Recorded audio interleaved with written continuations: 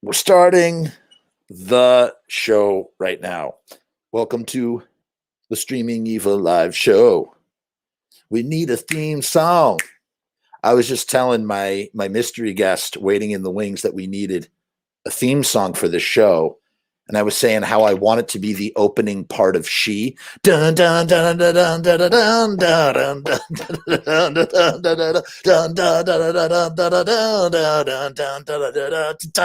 dun. Welcome to the Streaming eviLIVE show. If you dare, something, something, something, something. Jeff is gonna share. Jeff is gonna talk about Misfits, Samhain and Danzig. It's gonna be a lot of fun. Something, something, something. You know, they'll just go in like that and need somebody to write that theme song for me. It'll be a lot of fun. And I'll get some graphics and you know, these are all my dreams, you know, if I have more overhead to invest in this show. Right now, I have zero overhead, which allows me to do the show.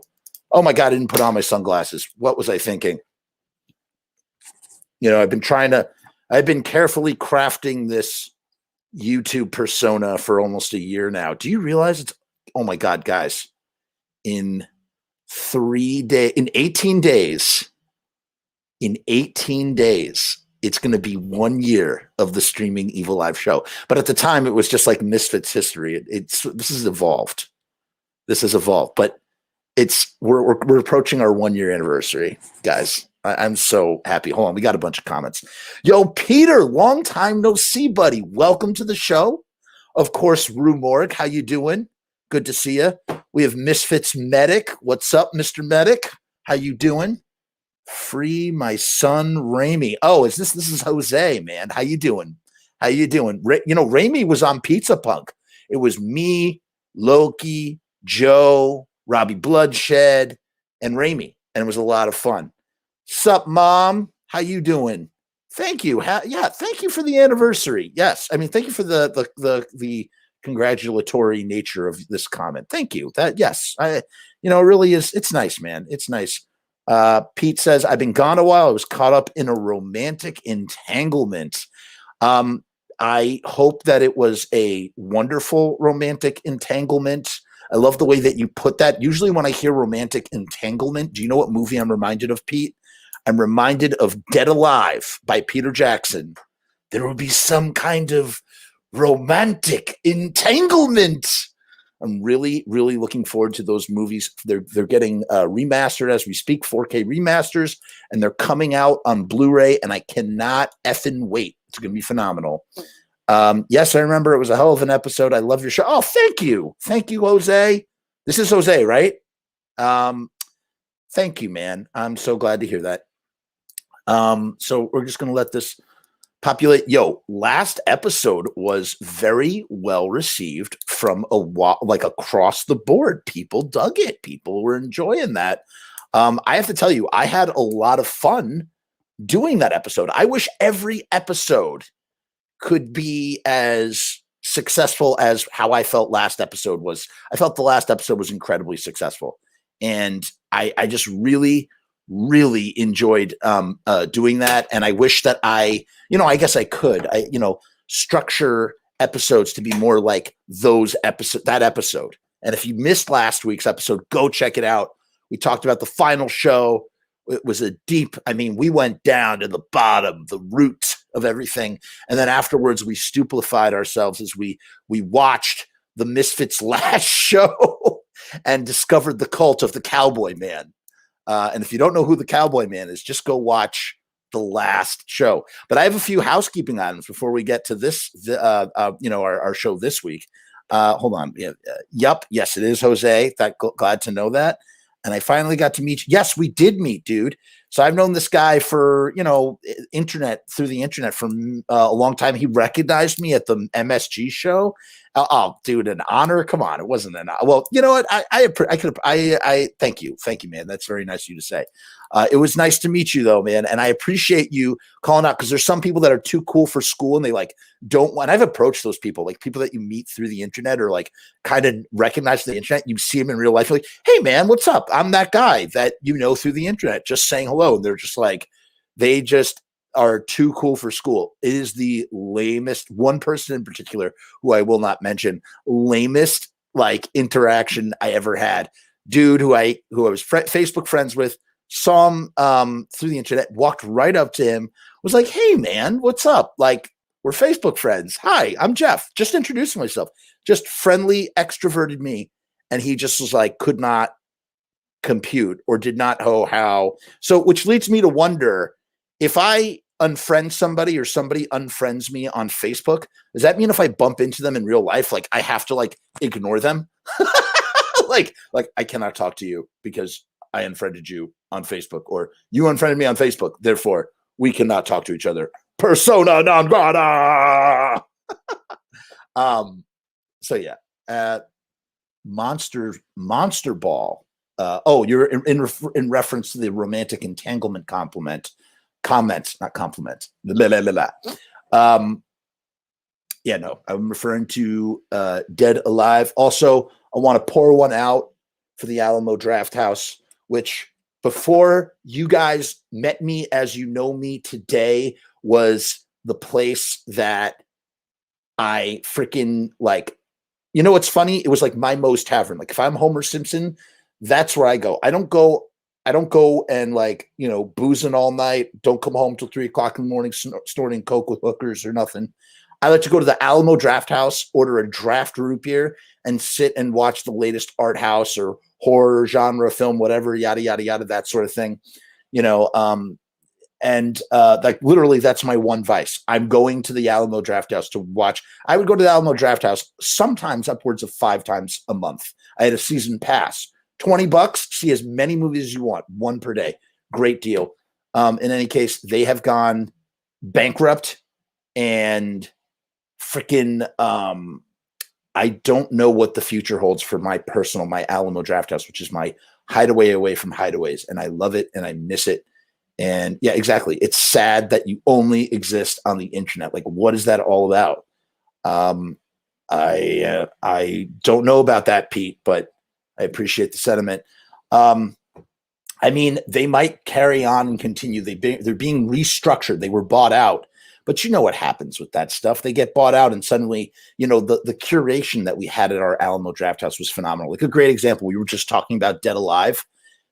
On Halloween night, I went to the Alamo Drafthouse and watched Night of the Living Dead 4K restoration, the one that the Janice did for the Criterion, for Criterion Blu-ray, whatever release that they did. I watched it with that, and personally approved by George Romero before he died, and a double feature with Dead Alive on 35. And I've never had so much fun by myself on Halloween night in a movie theater. That was like 3 or 4 years ago. It was a blast. They had a big cauldron, like a plastic cauldron full of Halloween candy. So you walk right in. I had my backpack with me because, you know, I bring snacks sometimes, and it did, cost an arm and a leg. You go to the Alamo as often as I do. You can't order food there every time. And so I'm just taking handfuls of candy and putting it in my backpack, and I go and I sit down. One of my favorite cinema experiences of all time. And now I don't know what it's going to be for the future, and it just makes me sad. On to my piece of housekeeping business. So last week, we spoke briefly about Russ Gibb, the DJ. It was the DJ who basically broke the Paul is dead rumor, and did a bunch of stuff and ran venues and stuff. And after rewatching my interview with Ken Kayafa, who's Jerry and Doyle's brother, what's funny? I had asked him about Russ Gibb. He did not remember who Russ Gibb was, but he did remember I'm about to sneeze any second. He did remember thank you. He did remember who the scenario and what it was. This is what I had forgotten about the breakfast the next day. They had Russ's mother, it wasn't the wife, it was his mother, cooked the Misfits pancakes. They sat around the kitchen table, freshly broken up from the night before, and quietly ate a pancake breakfast politely before getting in the van and going. So that was the detail. That was the one detail that I had forgotten. So, like I said, if we don't talk about these things, they're lost to time. And, we care about minutia here, and the minutia needs to be documented. And so I just burned my way through the entire almost 4 hours of Ken Kayafa interview. Lots of incredible moments. One in particular, let's put it this way. I re-listened to the detailed, almost 10 to 12 minute recollection for eyewitness account, not secondhand knowledge, eyewitness account of the grave robbing incident in New Orleans. And man, he is a natural storyteller. And to compare it, he told the Doyle El Kabong incident, that took him about 5 minutes. So the fact that this took about 10, I think it was between 10 and 12 minutes for the grave robbing incident. I mean, this is a great story, you guys. And I have it in, I guess, as much detail as you're going to get. Now, what's sad is that if I can't get this other guy who I know was there, who I've been in contact with, who I tried to interview back in, I think, 2017 or 2018, then I'm going to have a very limited perspective. I have also have Todd Swallow talking about it, so I have two. But there was one other guy who I wanted to hear his side of that story. Obviously, there's Glenn and Jerry and Doyle's side, but as we said, we're not going to hear from Glenn, Jerry, and Doyle in this thing as we know them. I remember Pete says, I remember Nerdwire asking Jerry Only who could eat more pancakes, him or Glenn. And what was the answer, Pete? I'm kind of curious. Who did Jerry say? I bet Jerry said himself. And I'm sure Jerry Only, with his gregarian appetite, could indeed eat more pancakes than Glenn Danzig. Another piece of business. I have a long gestating Pizza Punk episode. It's the production designer from Return of the Living Dead. I have just not had time to edit this this thing. It needs to be edited because of latency. He did say it was him. There's some latency issues with the Zoom video that we did. We did it privately over Zoom. I got to fix that. I have another live guest coming on to Pizza Punk. He's well known in the Misfits, Samhain, Danzig universe, really the Misfits universe, and be very, very excited to just have him on the show and chat with him. It's been some years since we chatted. He's in the documentary, but I'll leave him for a surprise for now. Let's just say that he was very close to one of the later situations, maybe not 77 to 83.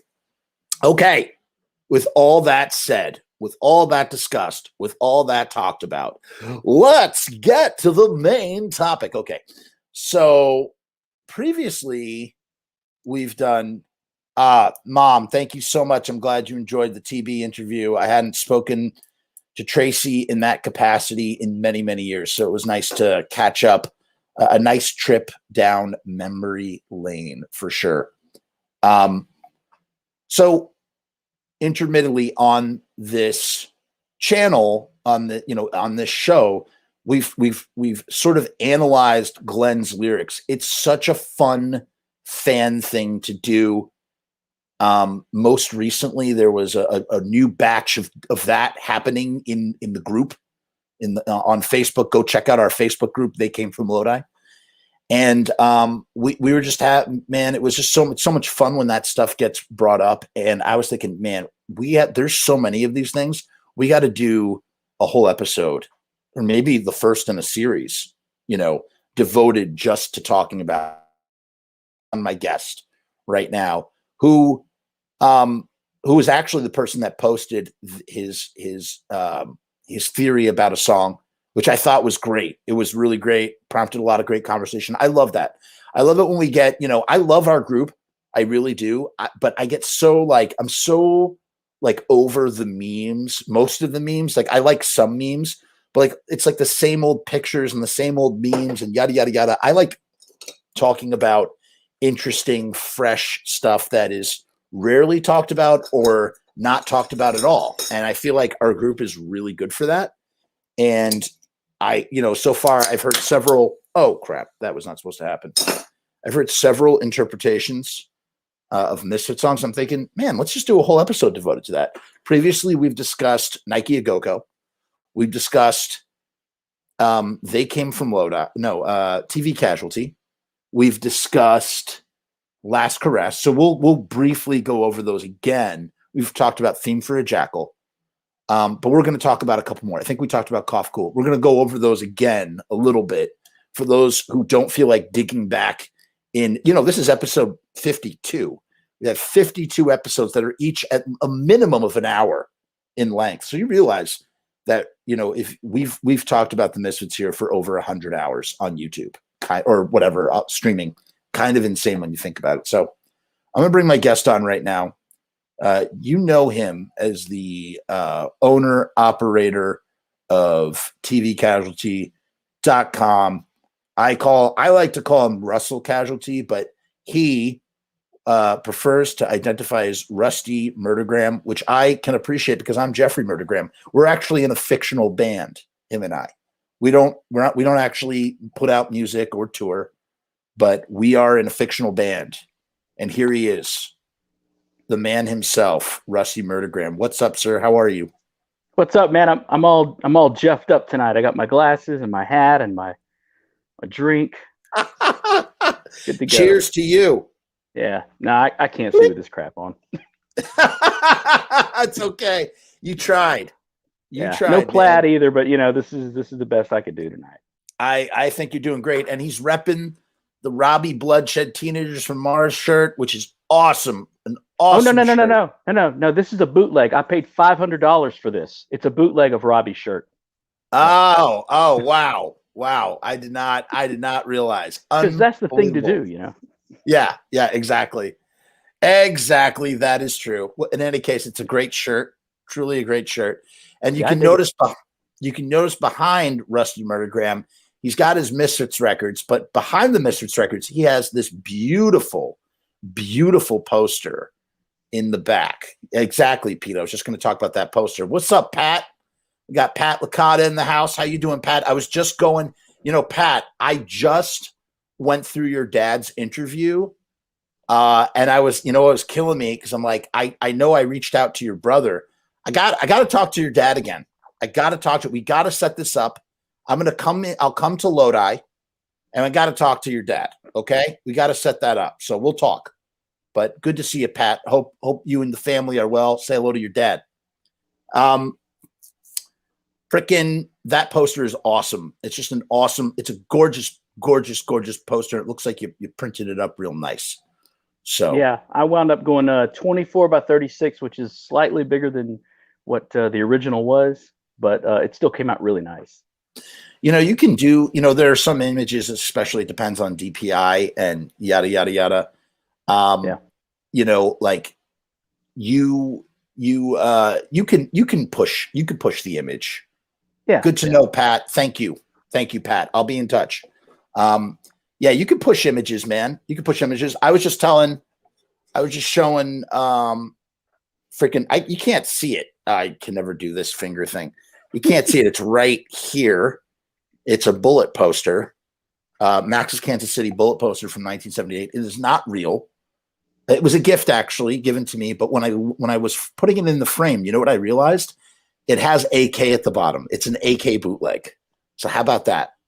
That's a source of contention for many in the community because of the controversial. He controversially makes bootlegs that are, it's just not good. Not a good thing. I'm sure the collectors could tell a million reasons why, but it's not good. And yeah, but I'm glad I have one and I didn't pay a cent for it. So it was given as a gift. Is that a real Beware behind you, by the way? Yes, sir, it is. Holy crap. That's awesome. I've only seen one in real life. It belonged to Dave Street and Glenn signed it to him. He signed it to Sardu. Oh, you've seen it. If you watch 1979, he talks about it. That's the only time I've ever seen a Beware. So that's pretty cool. That is pretty cool. All right, so let's friggin' dive into this. So here's how the show is gonna work tonight. It's not a history show. It's more of an analysis show. Well, everything we do here is analysis, but you know what I mean. We're not analyzing history. We're taking a look at the holy scriptures themselves, the unholy scriptures themselves and trying to interpret what the hell was he talking about, right? And so what better way? Let's start right out of the gate. We've got a bunch of I got a bunch of them, but let's start right out of the gate. And again, anybody in the comments, feel free to throw in your 2 cents. We want to hear from you. We want to hear, please contribute to the conversation. Let's turn this into a symposium. That's when the show is at its best. That's why it's great to have the visual element, because we can read and interact with people's comments. And it's wonderful. I love it. That's why I love StreamYard above. That's why I don't go live straight to YouTube, because I like to see people's comments pop up. It's really fun. You can only do that with this. So Russell came into the group the other day. He's a mod there, and he came into the group with Where Eagles Dare and had a very interesting theory. And you know what was funny? I think I had 1 or 2 things where I had not conflicting interpretations, but I wanted to I forgot what they are though. I wish I had written them down, where like I saw it kind of slightly differently and I wanted to tell you about it. But I was like, wait, I'll just save it for the show. But now I can't remember what it was, but maybe I'll be reminded once we look at it. So we're going to go right here now. And do you have it in front of you, or will you be able to see it if I share the screen? Will you be able to read your writing? Because I'm putting your post up here. Can everybody see that post? I would need a microscope to read that from here. All right. Do you just want to talk about it? You just talk about it, and then I'll read from here. I can see it very well. Go ahead. Launch into it. I can just, basically, hey, we all love analyzing these lyrics, I think, and there was a post in another group.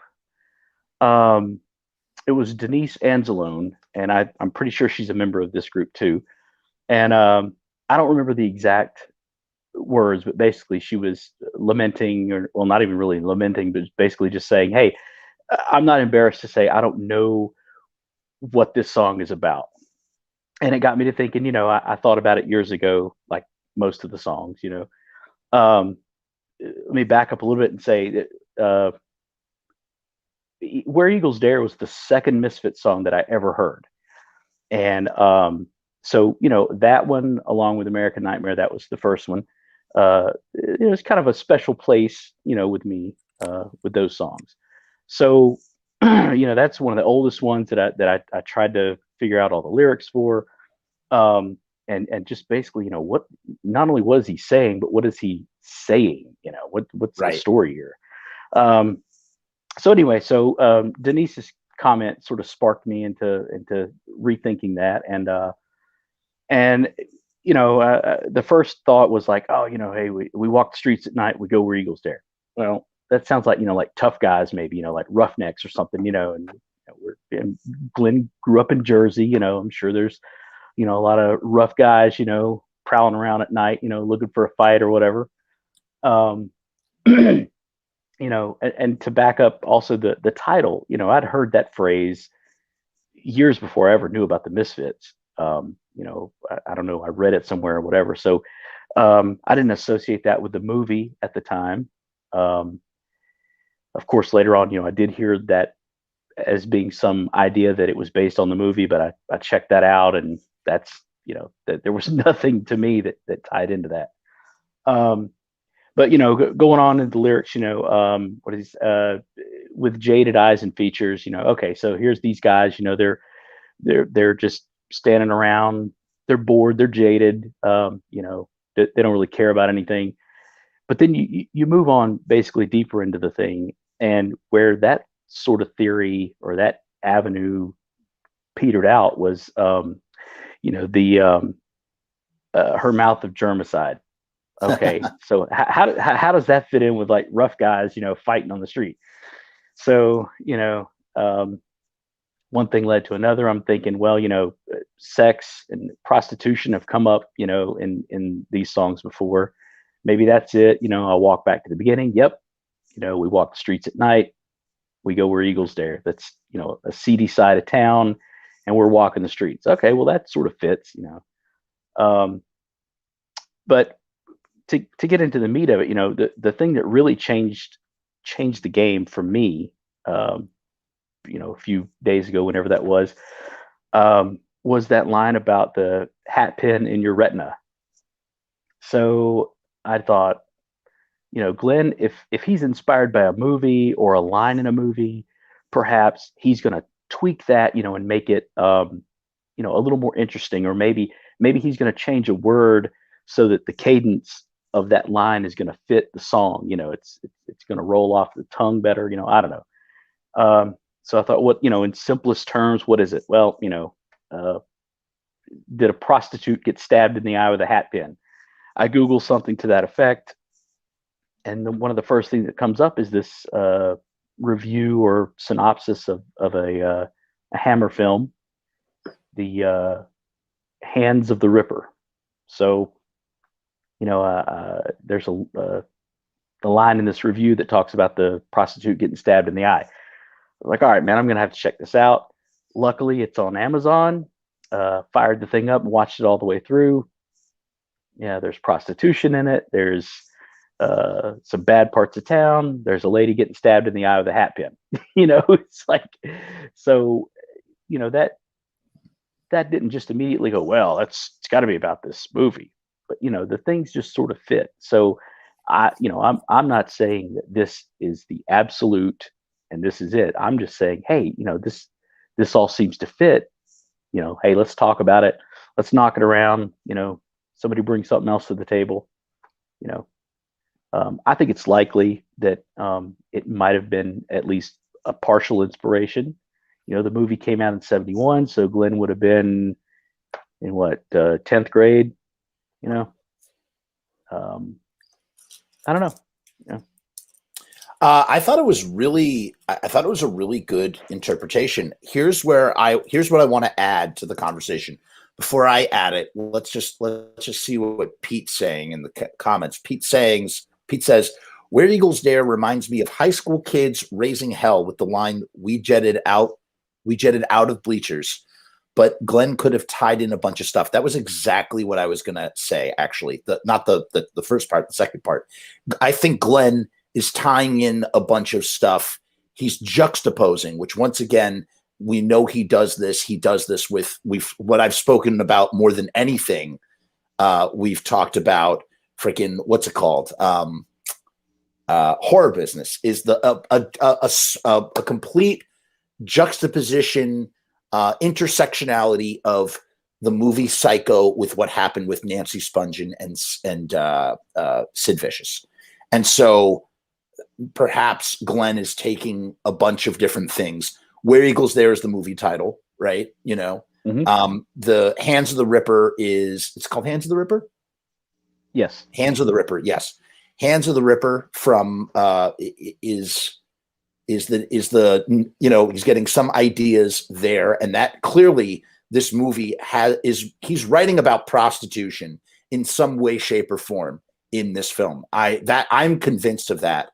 I never ever thought, in all my years of listening to Misfits lyrics or Misfits songs, never thought to make the connection that Where Eagles Dare, he's singing about prostitution in some way, shape, or form, inspired by this movie. So this is a deep cut. I mean, this was really something else for you to discover this, I thought, in my opinion. And then once again, he's doing this super, this is poetry is what he's writing. Yeah, you could say that every song is poetry, but this feels like poetry by way of Bukowski, which, as we've talked about ad nauseum, the Bukowski influence, this feels like him trying to, write Bukowski. And I'm going to, hold on, I just want to get to a couple other comments. Maybe the hat pin in the retina is a Clockwork Orange reference. Pete, maybe, honestly, I think Rusty has it, man. I think Rusty nailed it with this. I think that's exactly what it is, man. He was probably watching Hand of the Ripper and saw that scene, a hat pin in your retina unbosoms all your past. What does it mean, unbosoms all your past? And here's the thing that I always have to do. I have to look shit up. I like to look things up to determine what something means. So I looked up the word germicide. What does germicide actually mean? It's an agent for killing germs or organisms. So what he's talking about there, he's talking about a mouth of germicide, a mouthful of mouthwash, probably to wash out some, bodily fluids, stuff, Stay Puft Marshmallow stuff. You know what I mean? Hold on one second. And then I just want to give a shout out to Dagger Love for his $5 tip. That's right. You can tip in the comments of the show in the live stream. And Dagger has contributed. He's been a very generous benefactor. I just want to tip my hat to you, sir, and raise a drink, because you are contributing to this channel and keeping all this stuff going, allowing me to, just thank you. I just want to say thank you. Detective Murdergram. It's Detective. Yeah, we are Detective Murdergrams is what we are. True. They're only real lyrics if it's Glenn's handwriting. That's right. And it has to be in uppercase. It has to be all uppercase letters, which reminds me, I have a Glenn letter that I had never seen before. Maybe we'll read that later. Hold on. I want to go back. Let me just go back to this real quick. So let's go back to what you wrote here. So you write, picking up losers, Johns. I think that blew my mind too. That's one way to look at it. That's one way to look at it if you're conforming it to the movie Hands of the Ripper. See, I think that line really I think what Peter was saying resonates more with that line. I do think he's talking about high school when he mentions bleachers or whatever, picking up losers, picking up misfits, picking up outcasts of society. Yes, it could be John's because that does fit with the movie. But as I stated before, this is my rebuttal to Rusty's theory. The idea that it is a smattering of a bunch of different things, and therefore that might be one of the elements. Omelet of Disease, without a doubt. I mean, dude, you so nailed this. Without a doubt, Omelet of Disease is a prostitute's parts, man. Absolutely. That is what it is, man. An omelet of disease. And what a way, what words to use. An omelet of disease. Sounds disgusting. Disgusting. An omelet of disease. Mouth of germicide. And then seducing all your glands. I think it's seducing all your glands. And you say if the former, alcohol affects your glands, impairing judgment. If the latter, we're talking oral pleasure. That's what I think. It's the latter. That's what it is. An omelet of disease, seducing all your glands. And then what does it mean, unbosoms all your past? What does unbosom mean? Like to reveal it, to let it out, to share it. Yeah. Let's see what. So what I was thinking there was the go ahead. In the movie, and again, I'm just, that's the starting point, obviously. But in the movie, when she stabs the prostitute in the eye, that's when her guardian, this guy that's taking care of her since the Ripper's dead, he realizes what she's done and she's responsible for these other murders, and then finds out that she is the daughter of the Ripper. So to me, that was kind of like, okay, now the hat pin in the retina led to the unbosoming of her past. So it could have been something like that. Okay, so here's what it says, the actual definition. I know the screen is tiny for you, Rusty, so I'm going to just read it. Yeah. To disclose a confidence or a secret, or to disclose one's thoughts, feelings, or the like, especially in confidence. So a hat pin in your retina unbosoming your past, the hat pin in the retina of your eye is causing you to, the pain of that is causing you to connect with your past, which might also be a history of pain, which also might be, if, you're a sex worker on the street, perhaps you are in fact come from, not all sex workers are like that, but you know what I mean? That kind of thing. So I think that's pretty interesting. And then here's the most important part of all, and then we'll go to some comments for a minute. What is I ain't no goddamn son of a bitch? You better think about it, baby. Is that, whose perspective is that? Where is that coming from? I'd love to hear your thoughts, Rusty. Anybody's thoughts? I don't know, like maybe there was some exchange, again, if we're going back with the prostitution thing, some exchange, maybe the prostitute says something to him and he's kind of, refuting that. Hey, I'm not that, I'm not this thing that you say I am. But Right. seems like I think I had a conversation with Robbie about this, and I don't remember what he said, but it seemed like it was just kind of like a thing, like, hey, blah, blah, blah, I'm not that, Who is saying I ain't no goddamn son of a bitch? There's so often in Glenn Danzig songs where he writes from an I statement. And so who is the person? Is it the John who's saying I ain't no goddamn son of a bitch? That's what I'm thinking. Okay, so let's go back to the John thing for a minute. We walk the streets at night, prostitutes, with jaded eyes and features, bored from working, picking up losers, Johns, where eagles dare, somewhere that lesser men or weaker folks wouldn't go, a bad hood. But here's the thing. When I think about where eagles dare, it's from the POV of the loser, of the John, thinking that they soar in the clouds, that they go where eagles dare. And essentially what it might come down to is that where eagles dare is about the assault of a prostitute by shoving a hat pin in her retina. Or how about this? Maybe it's the POV of Jack the Ripper.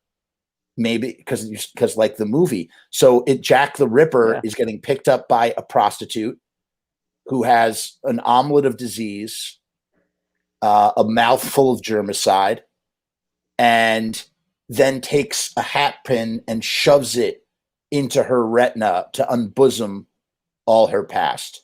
And he's saying all along the way, I ain't no goddamn son of a bitch. You better think about it, baby, because it's some trip that he has with women, that he's targeting prostitutes. Again, guys, we are so just like, this is just, we're making this up. Like, this is just not real, but like, we're just trying to interpret. That's it. That's literally it. I have no idea if any of this makes any sense, but perhaps this song is being sung from the point of view of Jack the Ripper in that kind of way. What do you think? I'm liking that theory. Okay. Let's see what people say. Jorge is back from last week. Welcome back, Jorge. It's the prostitute customer. Okay. So you dig that. I ain't no goddamn son of a bitch. Could have been a personal life experience that Glenn tied in. Absolutely. As Glenn is sort of like giving himself the avatar of in the situation. Maybe he's mad at an ex-girlfriend and, thinks of her as like, a prostitute or something. And, taking out his frustrations and angers in that kind of way. And then identifying that he ain't no goddamn son of a bitch. He does go where eagles dare. They do pick up every loser, with jaded eyes and features. You think we really care? I do know, yes, Where Eagles Dare was a killer war movie. Right. That's true. So maybe he's tying that in. That's obviously, or perhaps as a movie. There you go. What is the plot of Where Eagles Dare? Real quick, Rusty. These guys, these British soldiers are impersonating some German soldiers to, it was very convoluted, but basically they're just trying to infiltrate a stronghold up in the mountains, and they do it, and that's really it. I mean, for whatever reason that they were actually there, this is very detailed and very convoluted reason that they were there, but that was the plot. They impersonate, the plot was actually to uncover this ring of what do they call, like, not double spies, what, double agents. Yeah. Okay, that's what it was. Okay, that's cool. Maybe they stopped along the way and got some German prostitutes. I don't know. No, there was a scene in a brewhaus, or whatever you call the bar, but I don't think there were prostitutes per se. But I get it. You're just you're picking there. But yeah, it just nothing really rang true with that for me, for against the movie. So I don't know. I'm just looking through the comments. Here we go. All right. So then there's this, and this was Raphael actually found this really cool site. And wait a minute. Glenn was a fan of the block, blah, blah, blah, blah, blah, blah, blah, blah, blah, blah. Sorry, guys. I'm reading through this to see if this is about Where Eagles There. I don't know if it is. Oh, no, that's about hybrid moments, which we'll get to. Oh, no. Why is my computer sucking right now? There we go. Okay. We should close out a couple things. Yeah, no, we're good. Sorry, I'm just looking through the comments to see. Yeah, everybody's posting stuff. Here's one thought here. I'll share the screen as I do this at least, so it's not just so you can see what I'm doing here. I just want to see if anybody else brings up any good ideas. No, I'm not seeing anything, so I'm going to X this out so we can methodically get through this. We have another comment. A Hale is back. What's up, A? Where Eagles Dare is a killer Iron Maiden song too, but I know this is about the Misfits version. Well, you told me something I didn't know. I didn't know that there was an Iron Maiden version. And yes, I agree, Dagger Love. The Misfits are way better than Iron Maiden. 1,000 times. Oh, you can't compare the two, apples and oranges. No way, motherfucker. Iron Maiden doesn't hold a candle to Misfits, if you're asking me. Yeah. Now theirs, I read somewhere that theirs is actually based on that movie. So, yeah, and it came out in 85, 84, 85. It was. Gotcha. It came out before Legacy Brutality. Gotcha. So the next thing I want to talk about, let's go to a real quick one. Well, no, there's a lot here. All right. The next one I want to talk about, this is really cool. This is really, really, really cool. I have never thought about what Cough Cool is about. And I got to give credit to Raphael who discovered this. This blew my mind. These streets we walk upon, this corner full of piss and fear. The street won't bear it long. It slants, it tilts. It's brought outside alive. I mean, this is really abstract. This is almost like Jim Morrison, sort of beat poetry. It's like Jim Morrison meets Charles Bukowski. We dine on visions with new eyes. Creep, creep, creep. And as I've said many times, I've always wanted to hear like a gothic death rock version of Cough Cool. So this is okay. I think this is the vampire perspective of Cough Cool.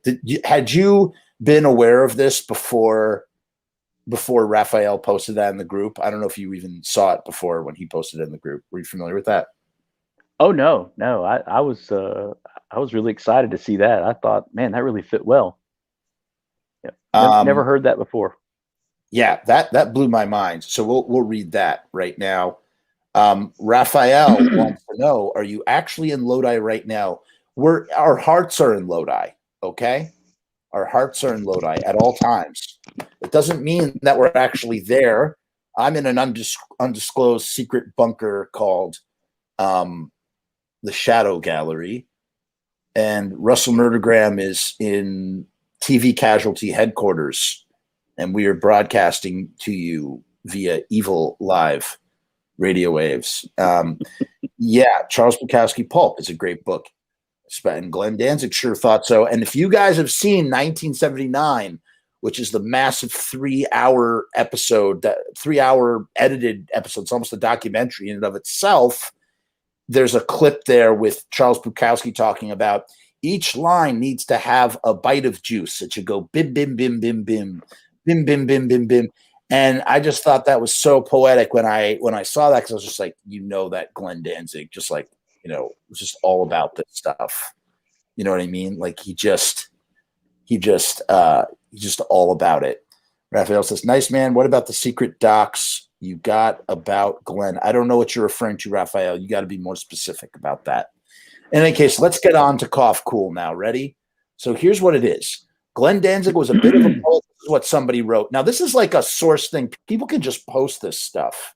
You know what I mean? This is just people's interpretations, song meanings. It's a really cool website. I was not familiar with it before, but here's the interpretation of Cough Cool. And again, I invite anybody to comment in the comments. We want to hear from you. We want this to be a conversation, a symposium with Rusty Murdergram and myself, Jeffrey Murdergram. Ready?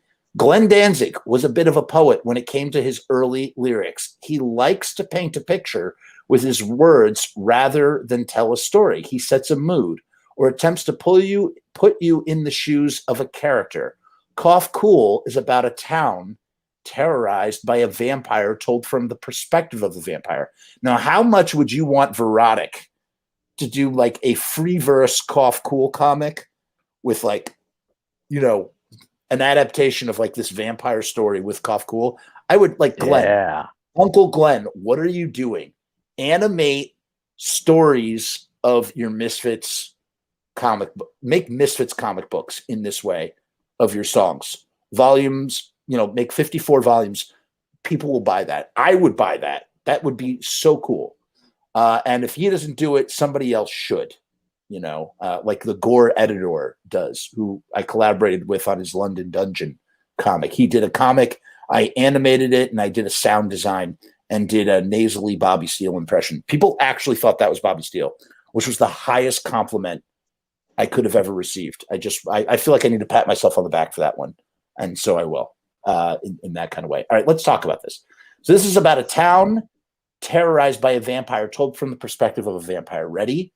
This street we walk upon, this corner full of piss and fear. Piss and fear are two things predators can smell. I mean, that's such a literal definition of the lines. I mean, who knows if that was what Glenn literally meant, but I love the breakdown. What do you think about that? Man, that's spot on.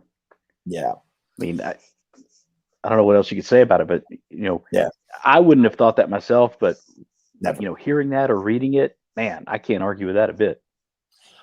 This street won't bear it long. In other words, bear fruit. It slants, it tilts, it's brought outside alive. And what he believes is a drunkard is thrown in the street, a live prey. So right off the bat, after reading that, like this is a guy making up his own narrative to the lyrics, which is something I don't know about you, Rusty.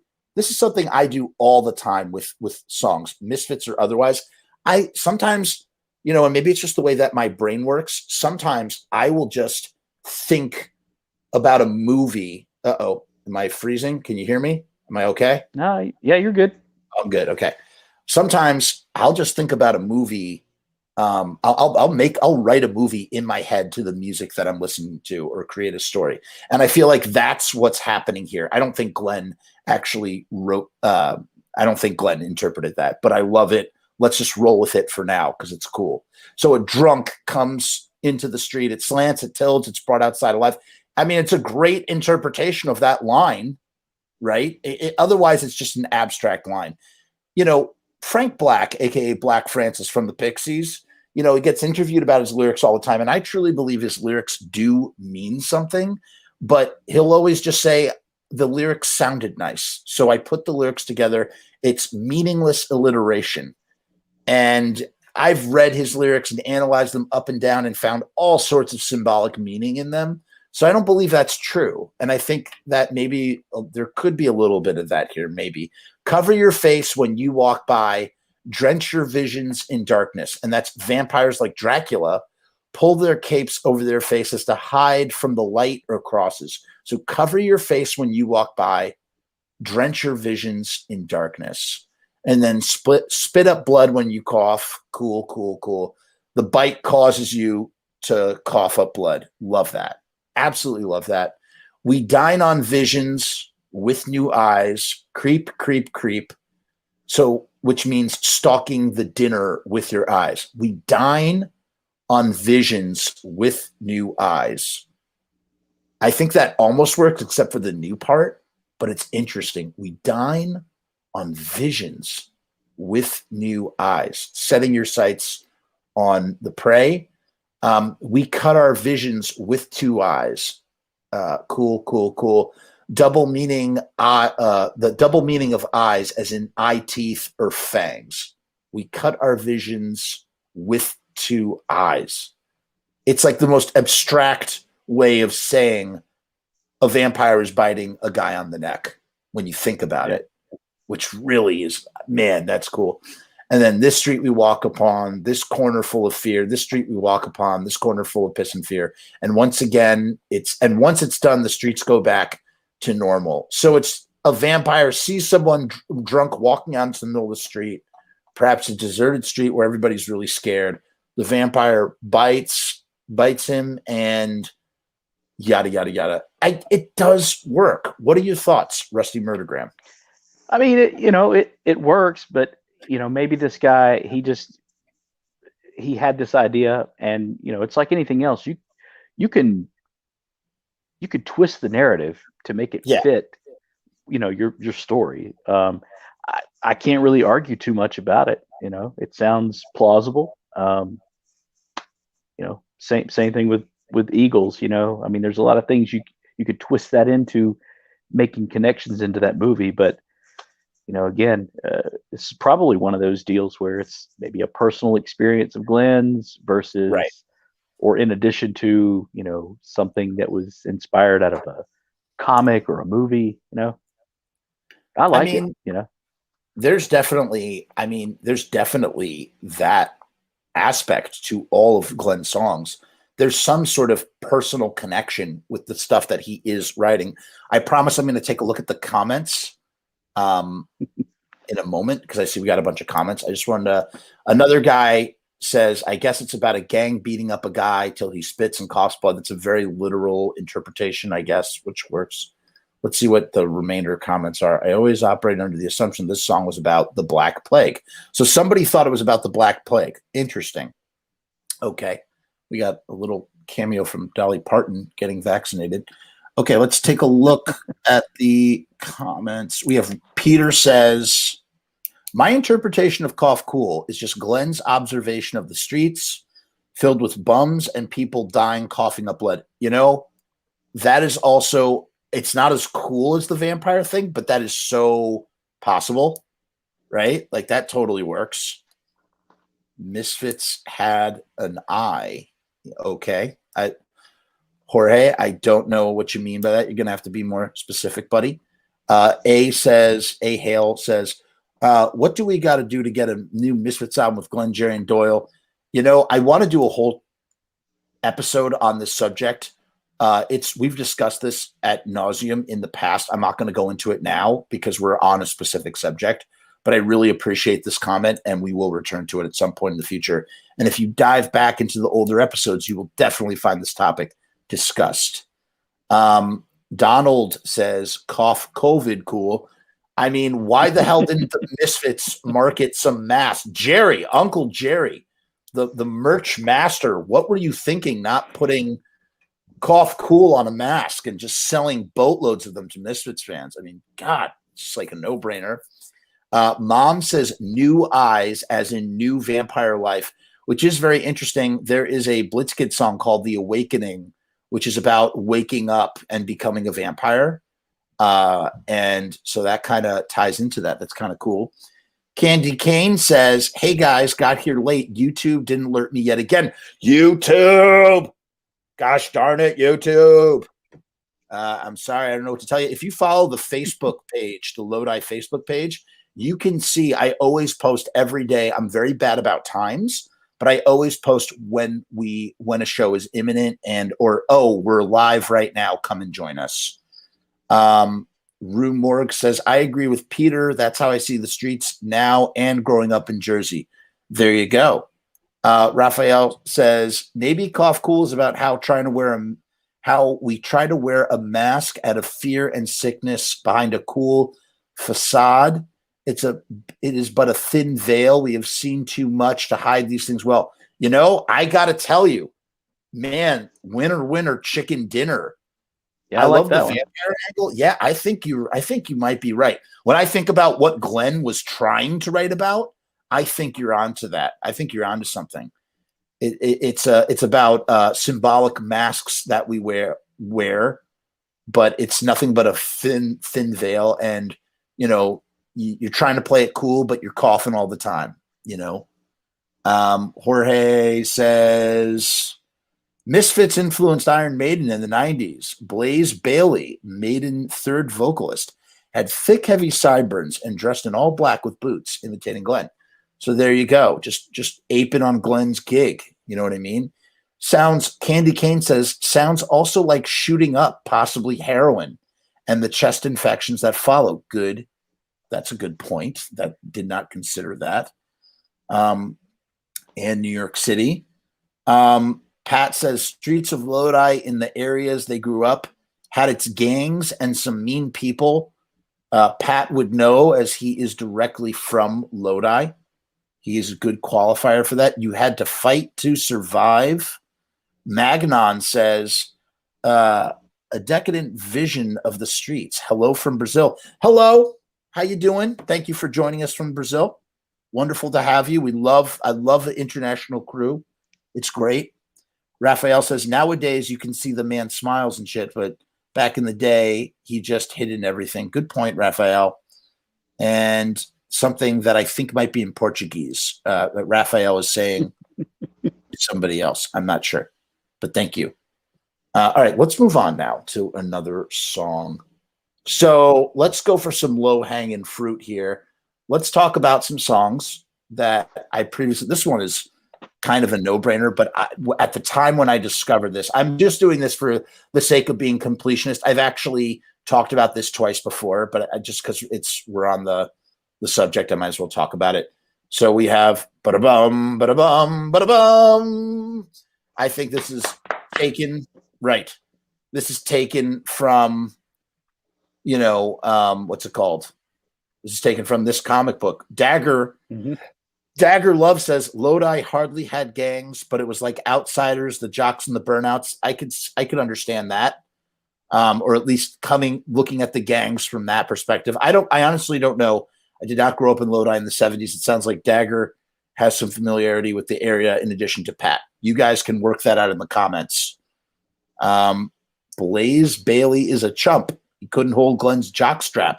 My least favorite Maiden vocalist. I know nothing about Iron Maiden apart from Run to the Hills and Fear the Dark, which are two great Maiden songs. But yeah. Excuse me with these Bless sneezes. Thank you. Tales to Astonish. I believe this is Tales to Astonish. Am I right about that, Rusty? Do you know? I don't know, and I can't see it from here. Oh, I'm so sorry. That's all right.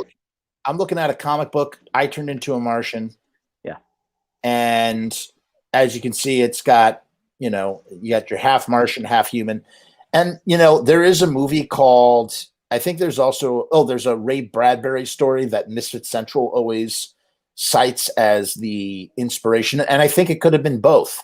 I think it could have been the comic book, and I think it could have been the Ray Bradbury story, something about gold in the eye or something, which is about a Martian inhabiting a human, or maybe this subject matter is based on that story. Basically, without getting into just an overview, it's a guy lands on a man had taken a giant step into space when I became the first person to land on Mars. And what's funny is he's walking around on Mars. He's not even wearing a spacesuit. He's just like, because it's like that. I don't know when this comic came out, but it must have been before 1969 or even before space travel. Maybe it's from the 50s. Maybe it's from the early 50s. And I don't know, Tales to Astonish. Maybe it's from the early 60s, right? Because didn't Tales to Astonish also have the origin of the Incredible Hulk? And I know Glenn Danzig could answer that for us because he's such he's a professor of comicology.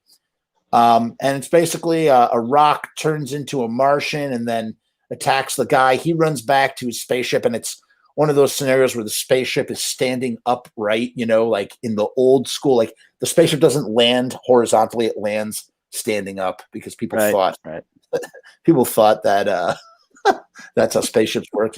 And he walks himself into a spaceship, but of course the monster, the Martian is in there with him, and they jump. He takes back off to go back to Earth, and just when he thinks he's safe, the Martian comes out of nowhere and they switch bodies. I must be going mad. Somehow that stalking apparition is turning into me, and he's making me change into him. I can feel it. My body is taking the shape of a Martian. And I think that's obviously the jump off point for the song. Possession of a mind is a terrible thing. It's a transformation of an urge to kill, not the body of a man from Earth, not the face of the one you love, because it purposely attacked me on Mars to drive me back to the ship so it could switch identities with me. But why? Why would it have Why has my body turned into a Martian's while my brain is still my own? The major power switch. I'll blow out the rockets. The ship will be stranded in space until I can think of something. At least it will keep him from reaching Earth. Get back. Get back. I am in command now. That's the Martian in the body of the guy. And how did he know what I intended to do? It's uncanny. Wait, I'm many times as strong as he now. I'll overpower him. They always do these thought bubbles in the thing. He says, you waste your time. Although you now have my body, I still control it. You are helpless. Nothing can stop me. When I reach your home planet Earth, none will suspect it is I who am the Martian. He says, I am powerless to attack him. I see it now. He communicates by mental telepathy. He controls me by the amazing power of his mind. Dun, dun, dun. So he returns to Earth to applause. I was helpless in every second. And what's so cool about these old comics is they're like 6 pages. They're like so short. A lot of the creepy comics are like this, Uncle Creepy comics. Just short, really short, fun stories. He goes, who knows what he plans to do when we land? And so he wants to become the master of all Earth, the Martian hiding out as the human. He goes, there's the spaceport. It's really crowded. Wait, that's strange. Oh, no, it's impossible. What is he thinking? And he goes out of the spaceship, the Martian does, disguised in my body, rushing out frantically, charging at the waiting crowd, firing. He's blasting at them like a madman. And then a woman goes, he's gone space crazy. And someone goes, somebody stop him before he kills someone. And then, look, it's all over. The police shot him. He's finished. So he died by cop out, as they call it, or suicide by cop, basically. The Martian did. And then our narrator says, my gamble had worked. I knew the Martian was reading my thoughts. And so when I looked out the viewplate and saw the crowd, I forced myself to think that all the Earthlings were unarmed and that the Martian could take over the whole landing field by a daring attack. He didn't think to question me, and so he met his end. Earth was saved. If he had stayed in his own body, he might have been indestructible, but he outsmarted himself, and now that he is dead, his power over me is gone. I'm returning to my own body. I can warn Earth. We have won. We have won. The end. So I feel like this is a great jumping off point for the song, which is, let's go back to the Misfits for a second. I'll just go up here. Let's see what other people say. Guys, I see all the comments. I'm going to get to them. Please understand I'm going back and forth here. Where is I turned into a Martian? I've talked about previously how much I love this song and what it means to me. I'm not going to get into it now, but I just love it. Oh, go. Possession of the mind is a terrible thing. It's a transformation with an urge to kill. So there's a transformation. You possess possession of the mind. There's a transformation urge to kill, just like the comic book.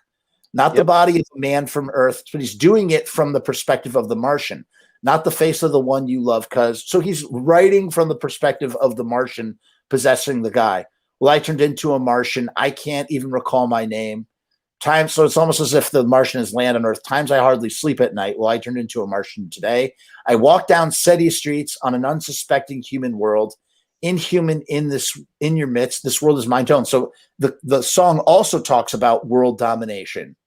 And that's basically it. And we get the whoa, whoa, whoas, which is just the best.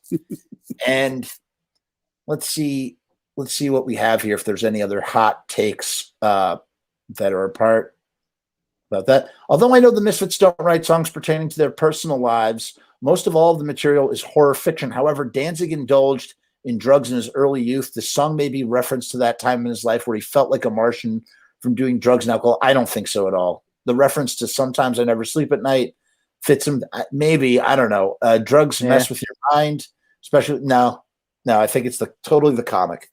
He's writing about like being an alien or feeling like an alien on planet Earth and secretly wanting to take over the world.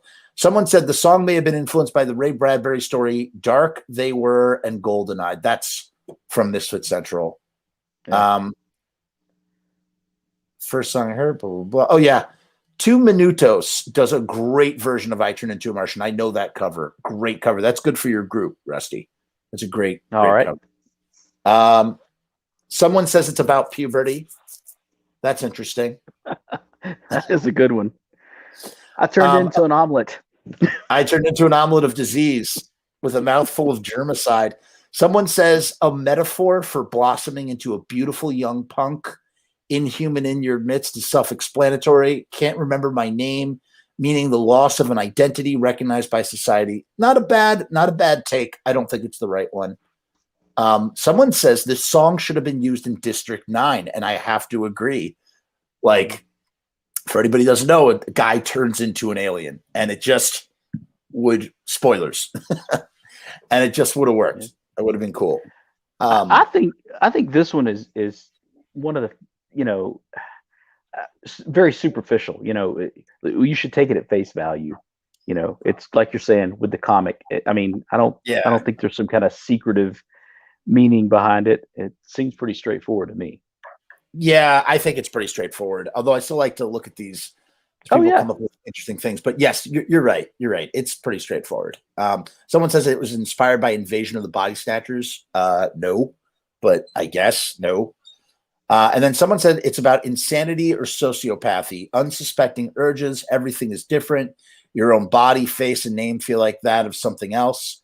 You can no longer sleep. The world is unsuspecting. They have no idea what goes through your mind. Once you acquiesce figuratively, the world is yours to own. I like that a lot. I think that fits in with maybe if you asked Glenn that, he'd be like, no, that's not what it's about. It's about violence. But he's just like, no, but he might be like, maybe that might have been like the point of view that he was taking with the comic. But it's interesting nonetheless. And for that, I like that. I want to move on to the next one. First, let's go to the comments about I Turned Into a Martian. It seems people are enjoying doing it like this. It's fun. 100%. So Pat agrees that Lodi had gangs, but it was like the outsiders, the jocks and the burnouts. A. Hale says, yeah, we already talked about the chump. Okay, you were asking, Donald is asking if it is from Tales to Astonish. He wasn't saying it was. So I don't know. What's up, Ill Message? Glad you decided to join us. Times I never hardly sleep at night. Never had a clue. Donald says he's got the reprint and that he remembers the art. Yeah, man, it's great art. I love it. It's a great little comic. Peter says my favorite part about Iron Maiden is when Sharon Osbourne paid people to throw eggs at them during Ozfest. I didn't realize that Maiden was hated so much. Donald says this is from the early 60s, this comic. And Ill Message is from Vegas, and he's saying, what's up? What's up, Ill? This is Steve Ditko art. Okay, there you go. And Glenn was a huge fan of Steve Ditko. So that makes a lot of sense. As for those of you who don't know, we did a whole episode on Glenn Danzig and comic books. And Glenn, in his private life, or in a separate part of his life, is a art dealer. And what does he deal that is art? Comic book art. And he makes vast investment purchases and sells art for lots of money. So A. Hale says, you think Martian could have been inspired by the DC character Martian Manhunter? I don't, man. I think it was inspired by this comic. I think the comic is ground zero for the inspiration where everything comes from. Paul Seacrest. Wow, Paul, you're joining us. Paul comments and watches lots of videos here on the Frumess channel, and it's cool to have him in the house. He says, Cough Cool sounds like a street fighting song about watching your back and just looking tough. Cool. I respect that. I appreciate that. Peter says, Glenn was so creative. He could take a fragment of pulp magazines, then turn it into something completely different with his own life experiences.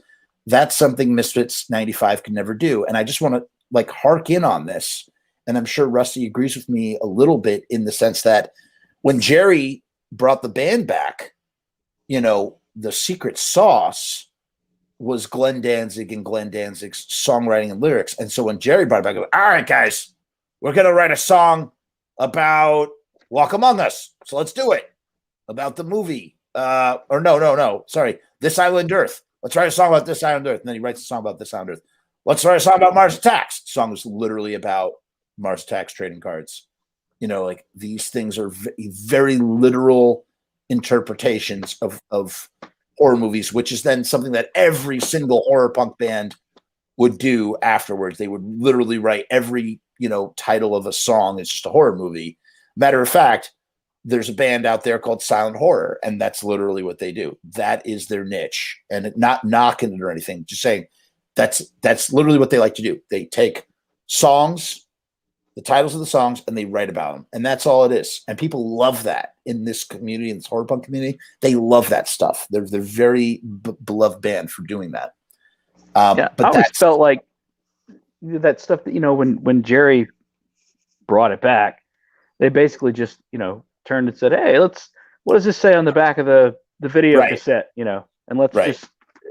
I mean, it didn't seem creative at all to me, and some of their hooks were, you know, like the, you know, what would you say, you know, the catchphrases in the movie, and it's just, I don't know, it was disappointing. I will say that. So I agree with you totally on that. And that's not to say I don't like I love that song. What is it? Blacklight is a great song. I like Resurrection. I like from Hell They Came. I love The Hunger. I like those songs. Oh, did you just freeze? I can't hear you. You are frozen to me.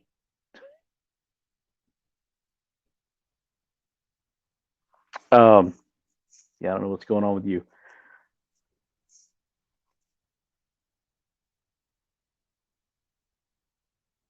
The timer is still ticking, man. So it must just be you. I was going to say, maybe until you get back, I'll just, I'll say, you know, at some point, I did explore the whole idea of, you know, what was he writing about? You know, was he actually writing about, I think we all know this one. Whoops, there we go. You know, was this the inspiration for We Are 138? Yeah, we're back. There you go. There you go. There I am. Okay, damn. Did we lose people? I don't know. I don't know. The timer still says the timer was still running, man. All right. Just chatting away, you know. Oh my God. We still retained most of the people. Wow, I'm amazed. Yeah. Thank you guys for sticking around. If that ever happens, you just know, just hang in there. Keep your powder dry. By the way, if you're just joining us for the first time, please like, subscribe, leave a comment. That great ways to support the channel. Please help the channel to grow. We need subscribers. So smash that like button, smash that subscribe button, like every YouTuber says. So yeah, thank you for sticking around. Yes, the Martians did get me. I just saw a comment there. Wait, what were we talking about right before all that happened? Oh, we were talking about, I like all those. I like those songs. They're not bad songs, but you know, they're just different. Let me finish getting to these comments. We ended at Peter's comment here. Donald says, pretty superhero Marvel comics are effing sweet. Any alien, any alien 50s flick. Okay. Candy Kane says, thanks for this to talk about what these songs could possibly mean. Comics, movies, conspiracy, real life, etc. I have no one in real life where I live to talk about this stuff with. Unfortunately, you're awesome. Hey, Candy Cane, thank you so much for tuning in, and I appreciate that. Please make sure to stay subscribed because we do this every week. And yes, that's the best part about doing the show. I love it's like, you know, it's just an extension of a Facebook group, or like, you know, we can come together and nerd, you know, we're nerds here. We just nerd out about this stuff. I love this comment, Pat. Pat says the whole album to me is a story. I love that, Pat. Love that. And, you know, is it a concept album? I don't think so, but I love that idea. The closest thing to a concept album that the Misfits, I think, had is Earth AD. I think it was Alex Story in his interview that I did with him. He mentioned that Earth AD is like one long song in 9 parts, and that it's about like descending into hell or something like that, like apocalypse and then descending into hell. And I just thought it was so, I thought he was so spot on about that, even though that's obviously not true. That's not the case. But like the album cover, you look at the Earth AD art that's behind Rusty Murdergram's head, and you just go, that is, it's Earth AD. It's Earth After Doomsday. That's what this album is about. And that's what these songs are about. Yes, there is a Queen Wasp that comes up from hell. So there's a whole song about Queen Wasps. Yes, there are hellhounds. Yes, I got a hellhound. It's yada, yada, yada. And it ends with transforming into a werewolf, obviously. All has its ties. Just can't figure it out. No surprise. Donald says he took the title from a comic and wove his own narrative around it. That's exactly right. Candy Kane says, I agree with the Invasion of the Body Snatchers influence, as well as the other things people said about the dude growing up punk at the time.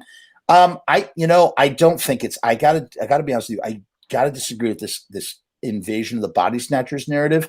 It kind of works. You know what? I think that theme weaves in, but I still stand by the fact that I think the source material is this comic.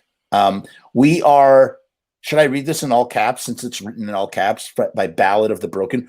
What is Theme of a Jackal about? And then again, what is Theme of a Jackal about? 2 times. We're going to talk about that in a second. That's our next song, actually.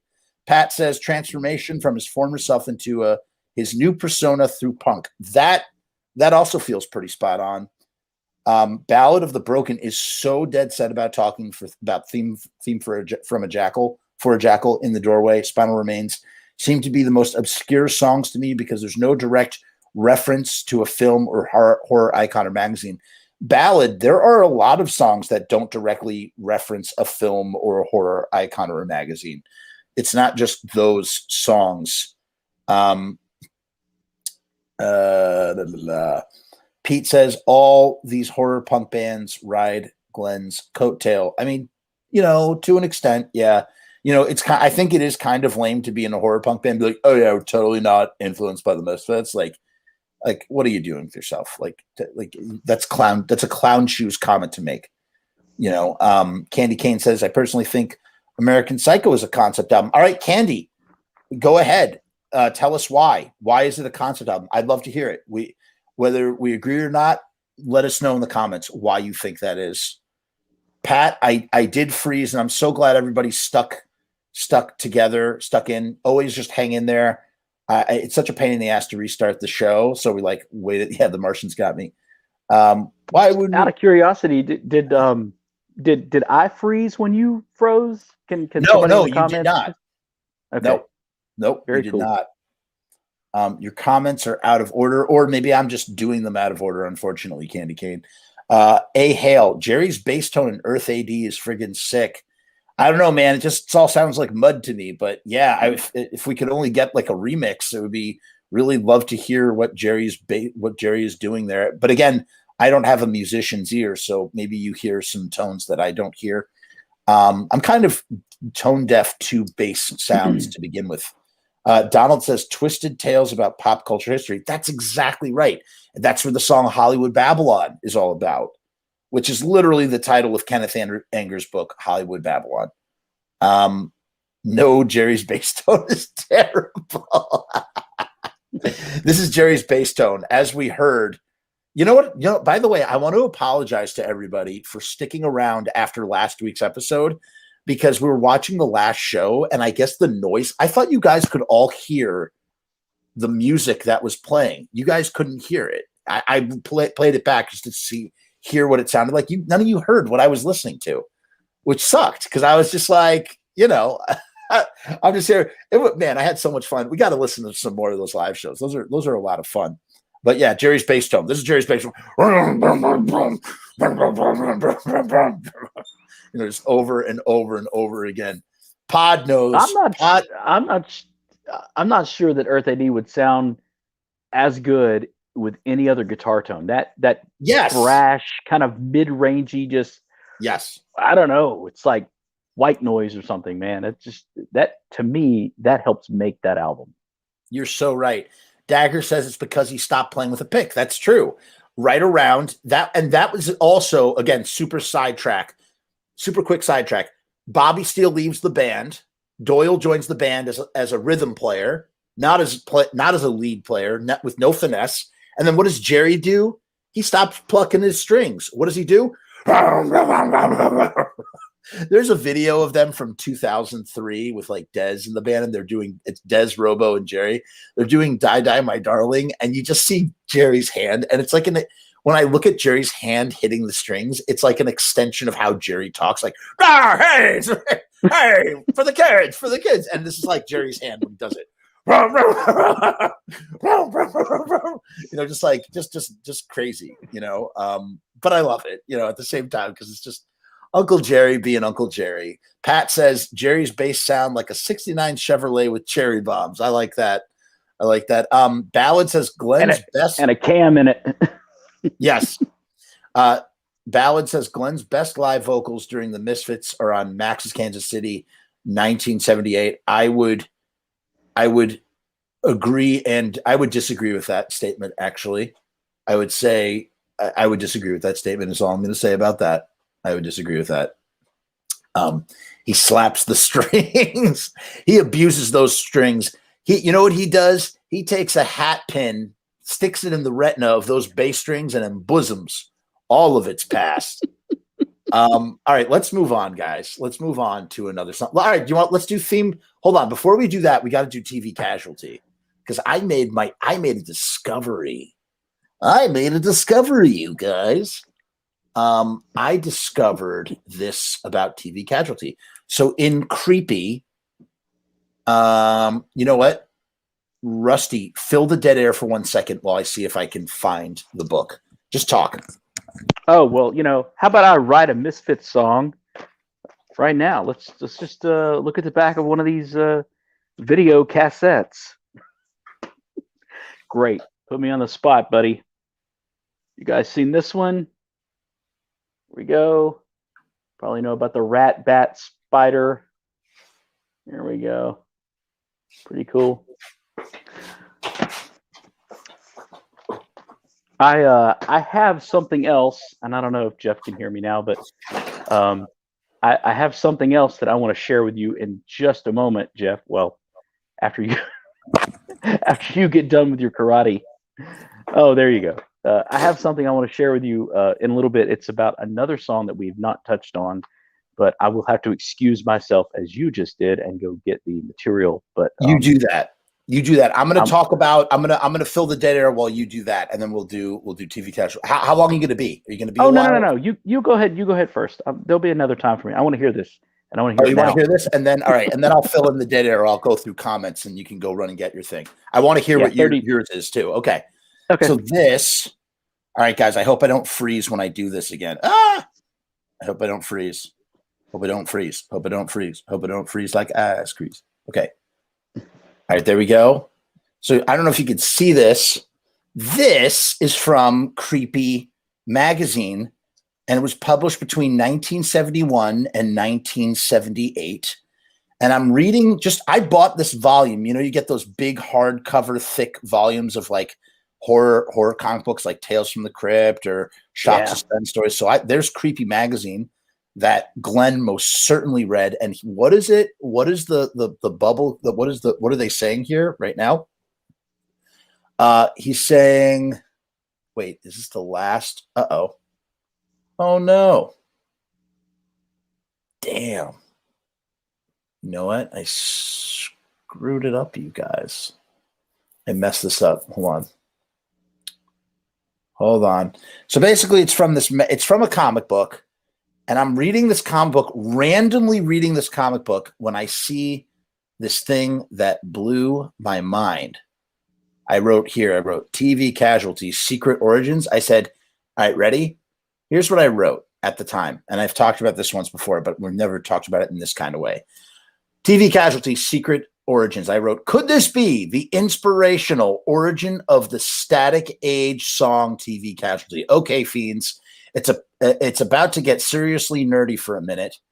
I recently acquired this gorgeous omnibus-like collection of Richard Corbin's work, collected stories and illustrations from the horror comics Creepy and Eerie from the 1970s. Both magazines are sort of descendants of the anthology horror comics like the EC ones from the 50s, i.e. Tales from the Crypt, Shock, Suspense Stories, and Haunt of Fear. One of the stories is called The Slipped Mickey from Creepy number 54. Could these panels be the impetus for lyrics like Please Don't Feed My Television Screen? More of a stretch is the last panel with the dog being buried having something to do with TV brands grazing at your grave. Still, according to the collection, Creepy issue number 54 was published between 1970 and 1979. It is very possible for me to imagine a young Glenn reading this and then using it as inspiration to create Charles Bukowski beat poetry set to music. Another comic reference in the same song refers to Prince Namor from Marvel. I wish they put Prince Namor on the tube. Hold on, I think I have to puke. What do you think? And then there's a link here to buy it if you want to buy the thing, which you should totally check out and support because it's just awesome stuff here. I'll put that link in the comments for anybody. If anybody's interested in purchasing this sort of thing, I promise I'll go to the comments when Rusty Murdergram goes to get its thing. There you go. If you want to purchase this omnibus and check out what we're talking about in the flesh, you could do so right there. So here's what is being said in the thing. Ready? Don't pay attention to anything. They're just talking to the panels. Let me see what the blah, blah, blah, blah, blah, blah. Master. I did as you said. I fed the hot dogs to the television set, even though it wasn't hungry, and I had to cut my hands. You did well, Hugo, and it displeases me, which earns you a reward. And then the next panel is, this is all progressing rather well, I think, but I don't take my word for granted. I'm demented. Have I introduced myself yet? I have. In that case, my name is Mr. Dement. Fine. Thank you. Oh, what is it, Hugo? Master, ran out of hot dogs to feed the television set. So he's talking about feeding the television set. This is a running theme. And then this happens. Remember Betty, Nugent's wife? Yeah. You've got it now, idiots. Well, anyway, he's narrating this. I see her stomach's feeling better, but then again, the click licks no chauvinist. I'll treat her just as I treated her husband. And she's saying, wonder what's gotten into Howard, but I can't quite be certain. But he seemed to be actually a trifle odd. Oh boy, what a treat it's going to be. So the TV set sprouts a mouth with sharp teeth, as you can see here. And then someone says, I knew it, Hugo, you're a genius. It's all going to come off superbly, my hunchbacked lackey. I wonder what's on the tube. Have to replace that screen one of these days. It's getting a little worn. But it's like a mouth full of sharp teeth, right? And then he's going, yes, sirree, Hugo. You're a despised genius, but it's on the brink of insanity. So that's cool. I don't even know what's happening in the story. But she goes, hum-tiddy-dum-da-da, adjust the old color knob here. And then all of a sudden, the television turns into a monster with a big TV-shaped mouth. The television is starved, Hugo. Hee-hee! And the television chomps down and bites her head. Serves her right. She gave old hubby Nugent advice on my case when he was treating me. Madness makes for strange bedfellows. So the TV eats her. And then, what else here? So then, yes, the dog. It's going to eat the dog. But it's basically this TV that eats things. So it's like, please don't feed my television screen, And then at the very end, the dog gets sucked down by the television screen, which was buried or something. And then, there's a grave. Now, it's kind of like it's a bit of a jump in some instances, but the idea of the line feeding my television screen or feeding hot dogs to the TV, it just seems like a demented concept. Ran out of hot dogs to feed the television. It seems like a demented concept that Glenn would capitalize on. And then when you think about zeniths grazing at your grave, jaguars grazing at your grave, the word grazing means to feed. So the TVs are eating probably your dead remains. So that's what the interpretation of that is. Thoughts, questions, concerns, concepts, Rusty? Anything? I like it. Anything I like it, man. It's like all the others so far. There's that one nugget or that one little thread or whatever, And I mean, he could have liked that one part, like you were saying, and then just sort of, I don't know, took some liberties with the rest of it. Um, I think it's highly plausible. And then you go to the actual song real quick, and it says, I mean, it's, you know what it is? It's like you said, the nugget is a jump off point for him to then write a whole song. So the song springs forth from the nugget. So perhaps he's reading that comic book and he's like, the first two songs on Static Age are sort of a commentary about TV. We're all blue from projection tubes. My eyeballs absorb only blue filtered light. And so it's this idea of this unhealthy relationship with TV, and then which turns into a TV eating you. Please don't feed my television screen, or that you are a sacrifice for the TV god. Yep. And he's injecting Prince Namor. I wish they'd put Prince Namor on the tube, meaning there was a cartoon series with Prince Namor where it was the type of animation where everything's like still and then just the lips move. One of those types of jobs. And, it's a request. I wish they'd put Prince Namor on the tube. Hold on. I think I have to puke. There's a spot in the corner where I always go. I like to feed the flies that I know. But what's funny? I've said that line 1,000 times, and I've never, ever, ever thought to connect that line to that line. Hold on. I think I have to puke. I think that's just, he's like, I need another line. What is it? Hold on. I think I have to puke. I don't think there's anything deep about that, but I never connected. Hold on. I think I have to puke. There's a spot in the corner where I always go, meaning he's going to go puke in the corner, and that he likes to feed the flies that he knows with the puke. I never, ever in all my years of listening to the song, ever thought about that until just now. He's saying there's a spot. He saves a special spot in the corner where he always go because he likes to feed the flies he knows with his vomit. But please don't feed my now what's interesting is the next line is, but please don't feed my television screen. Please don't feed my television screen. So he likes to feed the flies that he knows with his vomit, but don't feed my television screen because maybe the television will come and eat you. You'll become a TV casualty. Hey! Oh shit! I like it. We cracked it wide open, and then there's this whole line here, which is probably one of my favorite Glenn Danzig verses that he's ever written. Like if you say, Jeff, what's your favorite Glenn Danzig verse? It's this one right here. Babies in prison, they call it a womb. 9 months the sentence, no parole. Slivers of steel stuck in your lungs. Breathe deep. We need a donor for blood. What are the slivers of steel that would be stuck in your lungs? Is that connected to the baby, the baby in jail? I don't know. I was never able to make any connection with that unless they're, I don't know, maybe a lung brush or something, but still there's no connection to the baby, or pregnancy. I couldn't make any. I don't know, but it's I'd love to hear anybody, guys. I see all the comments stacked up. We're going to go through them.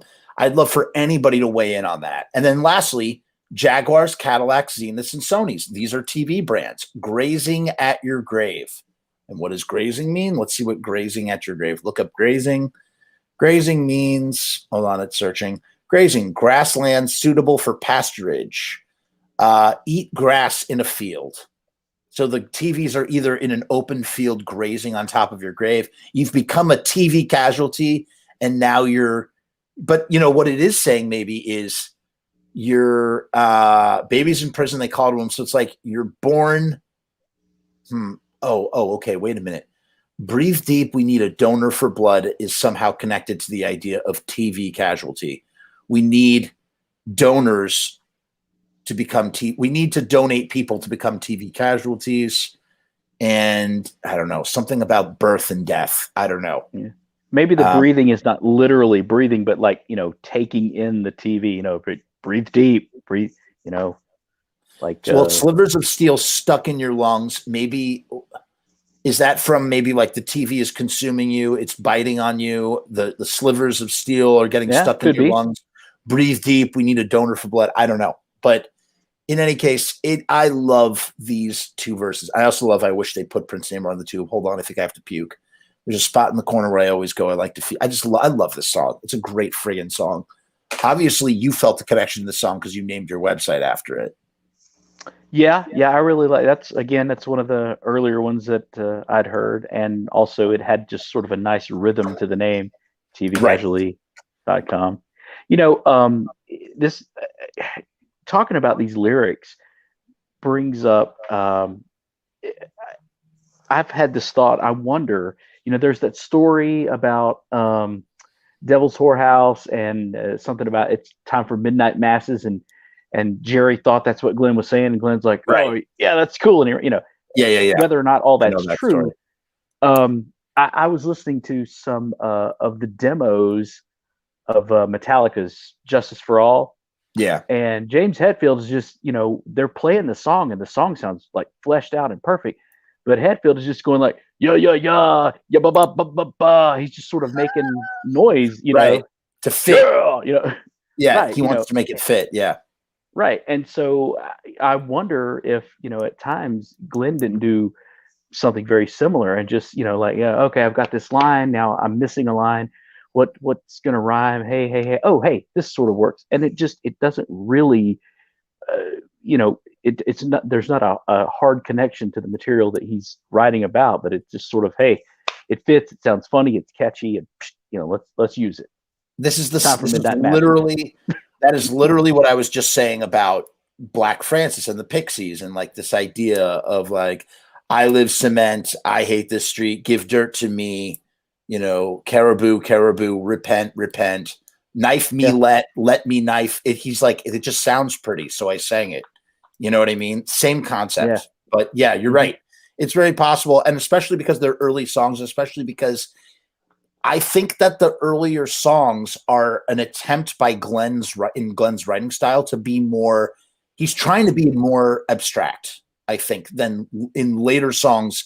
He's more literal, but in early songs, maybe the last 3 years, he's a little bit more literal, but in those first 3 years, he is so abstract in some of the things that he's writing about and saying. And I think TV Casualty is a proof of that. I'm going to go do the comments. Run and get your material for the thing. Okay. Okie doke. And we will move on. Let me go, guys. I'm going back up to the top where these comments left off. He slaps this. Show the poster behind me. Which one?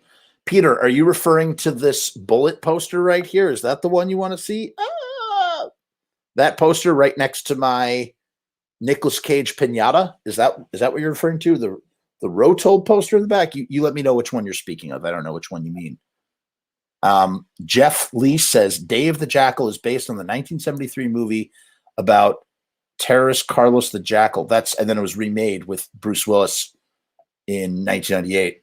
Raphael says, is that the monster on the Walk Among Us cover? I don't know what you're referring to specifically, but that's the rat bat spider from the Angry Red Planet that's on the cover. And there is a band called Rat Bat Spider, which definitely took their name not from Angry Red Planet, but from knowing that was on the Walk Among Us. So like, that's a cool name.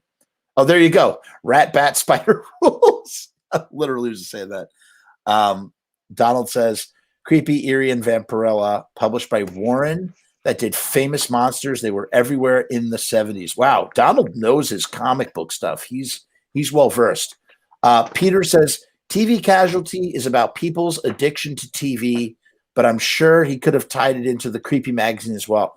Yeah, I think that's overall, I think the Creepy magazine might have been a jump-off point, an inspiration, but I think that the theme there, definitely, you're so right, Pete. TV Casualty is about people's addictions to TV. Peter says, kind of like people's addictions to cell phones today. Exactly. I am a cell phone junkie. My name is Jeff, and I'm a cell phone junkie. Ill Message says Glenn now lives in Lucy's old house in Los Feliz, I believe. Speaking of TV Casualty, that's right, because I Love Lucy. The intro plays the outro in and out in the static fuzz, and that is true. He does live there. Pat says the dawn of television era growing, and it taking the lives of the youth. Hence the TV Casualty. Pat, I love that. Pat, that's great. Really, really great. Good. Well done, sir. Ralph Ayel says he's selling the Los Feliz house. Is that the I Love Lucy house, or is that the original Bricks house? I don't know which one you're referring to. Dagger says it's like Maximum Overdrive. The machines come alive and we die and they live. I mean, that's definitely another way to look at it. Donald says all those movies he watched on Creature Feature, addicted like I was. Me too. Ballad of the Broken says babies in prison. They call it a room, 9 months sentence, no parole. It's so funny to me. Yeah, dude, I love this line. I just think it's just so awesome. And despite not being a musician, I've definitely written songs. I just do it. I can't explain it. And I always write it from a melody. I can't write like instrumental parts. So I write melodies with the lyrics. And the lyrics, I always try to sound like Glenn Danzig writing on Static Age when I write lyrics. I always go for that. I always think about this line, babies in prison, like trying to think in that kind of abstract way, because I just think it's really freaking cool. Donald says, Marvel superheroes have arrived. Binging on soda and junk food, watching TV. Very true. Pod says, he is the TV needing your blood. I like that. Didn't think about that. That's fun. Paul Seacrest, TVs brainwash people. We're sacrifices to the corporate world and consumerism. Totally possible themes. Donald says, being consumed by the monster culture he consumed. Yes. Will many other early bandmates ever be allowed to release any of the footage of early rehearsals and concerts? Man, I really hope so. I really want that to happen.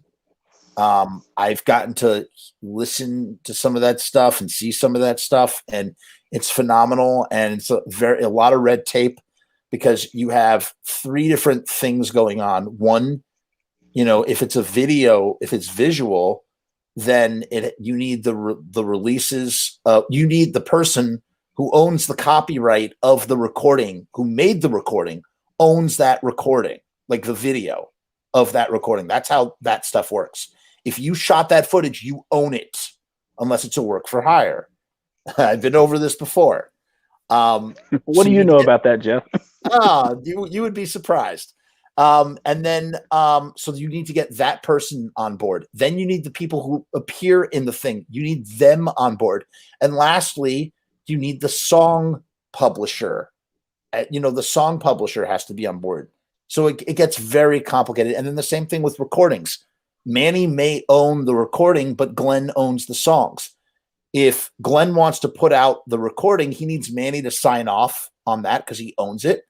He needs to buy the tape from Manny. And if Manny wants to put out the tape, he needs Glenn to sign off it, because Glenn wrote those songs and owns the publishing. So that's what makes this stuff so incredibly difficult. And I hope that everybody gets to hear it someday, because it's friggin' awesome. But it should be heard in the right way, with the permission from the people that are in possession of this stuff. Candy Cane says, darn it, I was knocked off for the past 30 minutes, finally back. Yeah, Candy, it sounds like this is Candy is a first-timer here with us for our show. Candy, these shows, these Misfits shows, they can go for hours and hours sometimes. So generally, you won't miss much if you get knocked off for 30 minutes. A. Hale says, what the hell happened to the Necros? Their Conquest for Death album was amazing. Well, they broke up. Todd's around. You can talk. Todd's very accessible. Great guy too. He'll tell you a tale or two. Donald says, Angry Red Planet punk from Chicago. Singer from the Necros was in Big Chief. That's Barry from the Necros. Now that's an interview I would love to sink my teeth into. Probably the most impossible interview on the face of the planet to get. The dude is a grumpy grump who does not want to talk to anybody and does not want to talk about the Misfits.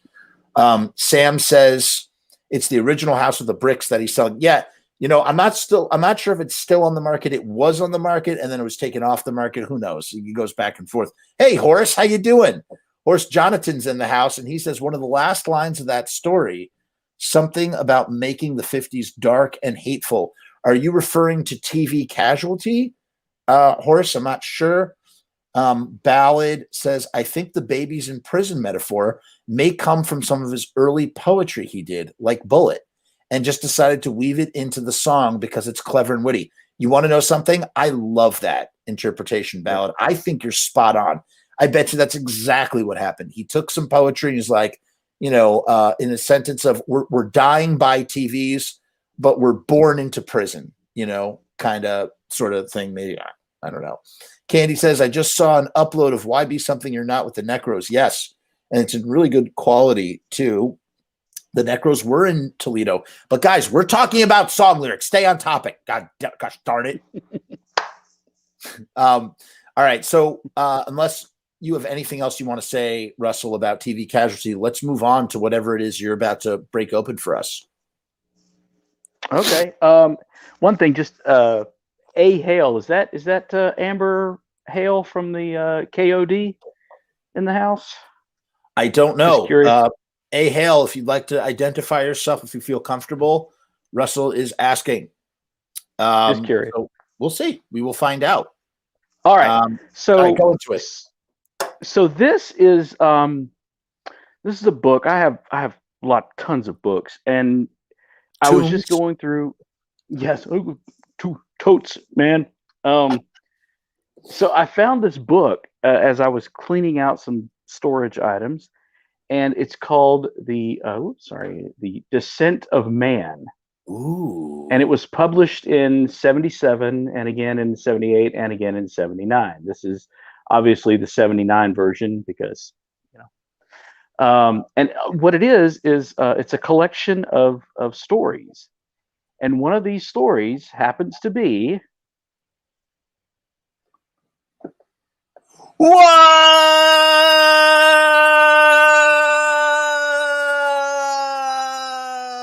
Now, that said, I read the story, and there's no genie of death. There's no touching and feeling, It's about a plane crash and these people that survived it, and it's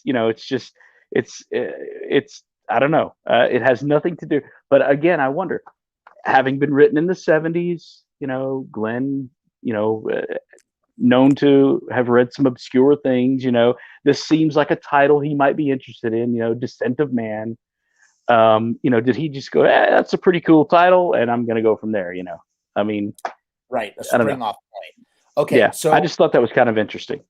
Okay. So while I desperately want to believe, we're going to take a look at this right now. Here's the problem. The Green Hell lyrics are so inaccurate wherever you go. Were those in, do you know, or does anybody know, were the Green Hell lyrics in the Lords of the Left Hand lyrics books?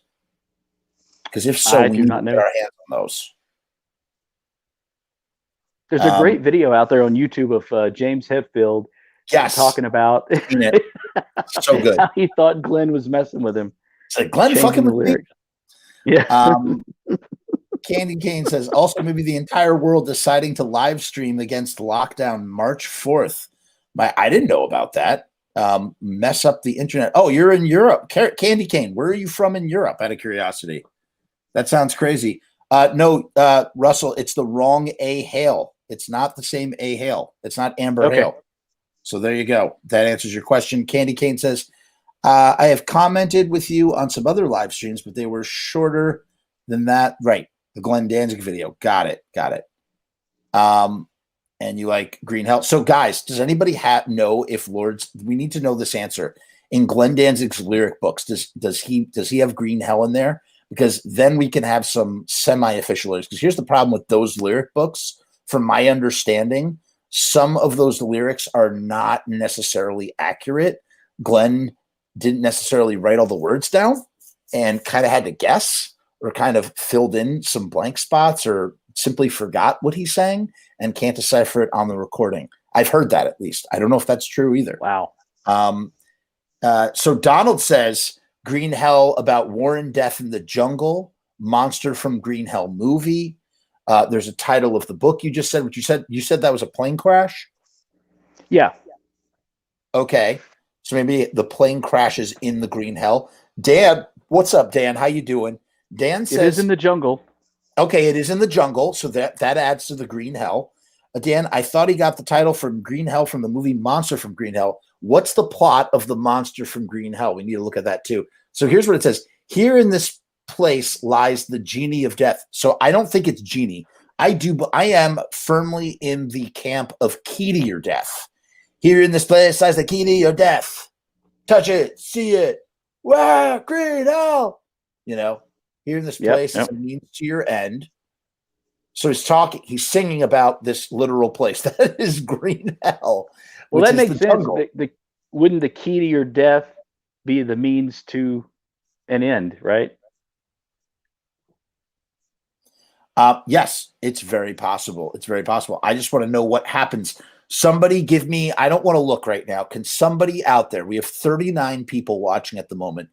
We have 41 people watching at the moment. Can somebody please put the synopsis for the Monster from Green Hell in the description, in the comments, so that I can just read it right here while we continue to talk about it. Sorry, I got an itch in my ear. All right, let's see what else we got lyric wise, because right now we're kind of running blind. You could have come like this to no one. I bet you knew you woke it, and you don't run away from anything. I bet you thought you really could in hell. We're gonna burn in hell, green hell, like every hell, but kind of green. I love that. But every hell, but kind of green. Can you imagine Glenn doing a wavy thing with his hand? Like every hell, but kind of green, in hell, we're going to face the mess. We're in hell, green hell. I think I'd rather be up here in hell, green hell. I fucking shake up. I love that. If that's a real line, I fucking shake apart in hell, green hell. Gotta find a way that you will stay, green hell. Cannot forget about the heat in hell. You've come to this like no one could. I bet you. See, once again, it's being sung. It's the narrator is singing these notions to someone else. You've come to this like no one could. I bet you never knew you woke it, and you don't run away from everything. Okay, we got a synopsis. Yes. Hold on. Wait. Hold on. We got a couple. Got some time. Man, a lot of comments here. Saw the Green Hell movie. A crazy huge moth ought to fly or something. It's cheesy and hilarious. A tribute to the safari thing, and it attacks people. Donald says, what my uncle called Vietnam, the Green Hell. Got it. Makes sense. Ooh, cool name, Unknown Cowbell. I thought it said Unknown Cowboy. Unknown Cowbell. If Glenn doesn't know the words, then Jerry surely doesn't. The box set lyrics are wrong. And these, I believe, are the box set lyrics. And I agree, Unknown Cowbell. I think these are the wrong lyrics. A Hell says Green Hell is one of Vincent Price's least favorite movies that he starred in. Here's the synopsis. Synopsis right here. A scientific expedition in Africa investigates wasps that have been exposed to radiation and mutated into giant killer monsters. I think that could definitely work with, so maybe Glenn reads the book that you're talking about with the plane crash. The plane crashes, and the protagonist is singing about being in this green hell where these giant moths are. The monsters from Green Hell are a colony of giant flightless wasps which have been mutated by exposure to cosmic radiation. There you go. They are inhabited. The area inhabited by them has become known as Green Hell by the natives due to the fact that all the animals flee from it. There you go. Pat says, survival in this forest, stranded in a green hell. Peter says, Green Hell is close to the movie Wishmaster. That's a hint? What? Green Hell. Oh, because you're saying here in this place lies the genie of death. Yeah, but Wishmaster came out in the 90s, way before. Green Hell came out way before that. That doesn't work. Trees, green, survival hell. I think Green Hell and Earth AD kind of sound like now with COVID. You came this far. So don't stop breathing now. Yeah, I don't know, man. I just don't know. Let's see what people said down below in the comments. Metallica did a cover of this and Last Caress on Garage Days. You're joking. What? No way. I think I was 13 when my friend told me this song was about being stuck in a world of pot without a lighter. Hell is green. I need a flame. Hell is green. I need a flame. See, this is why, and nobody does this about any other band but the Misfits. I was 13 when my friend told me this song was about being stuck in a world of pot without a lighter. Hell is green. I need a flame. Not sure if the song is about Vietnam, but Vietnam was known as the Green Hell. It's very possible it could be about Vietnam too. That's true. As someone else said about their uncle called it the Green Hell.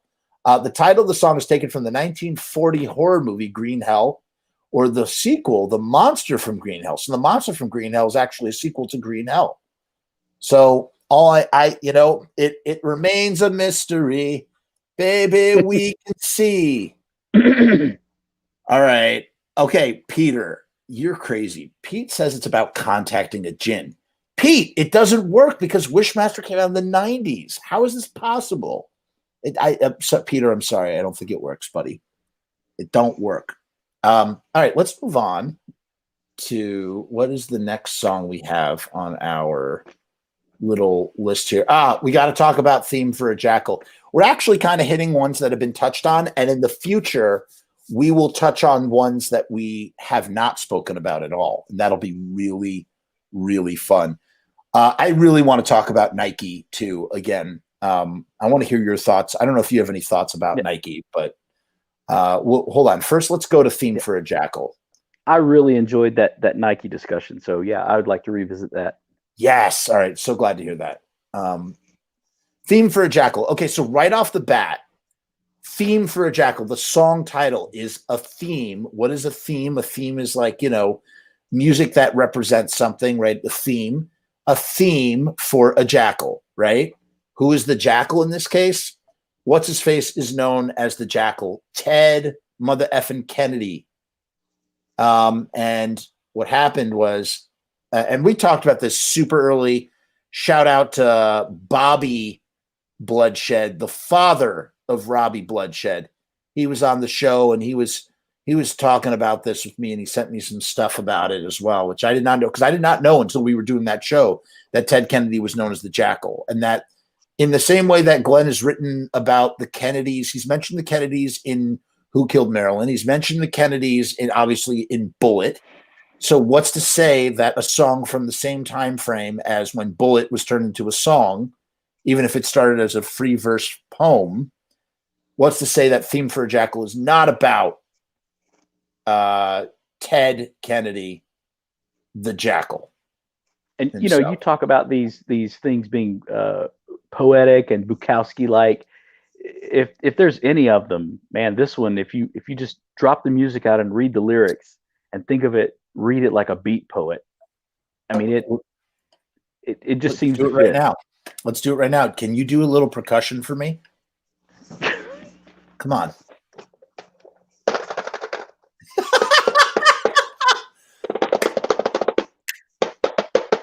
Hold on, wait. Let's do this right. I'm going to take the lyrics down. We're going to do it right. Ready, guys? We're going to read Theme for a Jackal real quick before we talk about it. Ready? And go.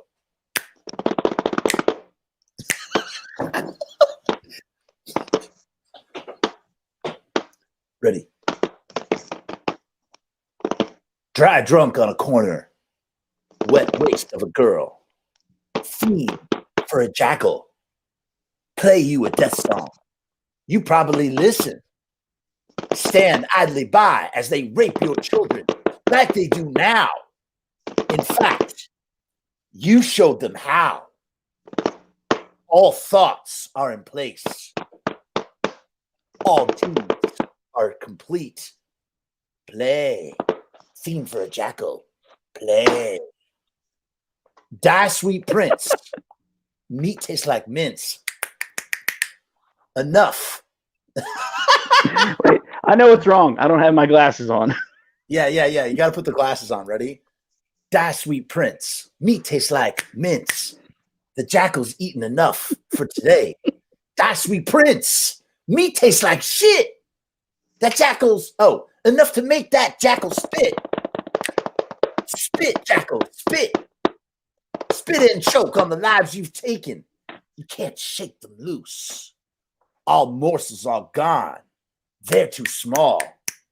Accessible from a source so tall. It is one of the most poetic Misfits songs out there. It's so beautiful. It's such a beautiful song. Bitch! Bitch she is! Cut her from the inside out.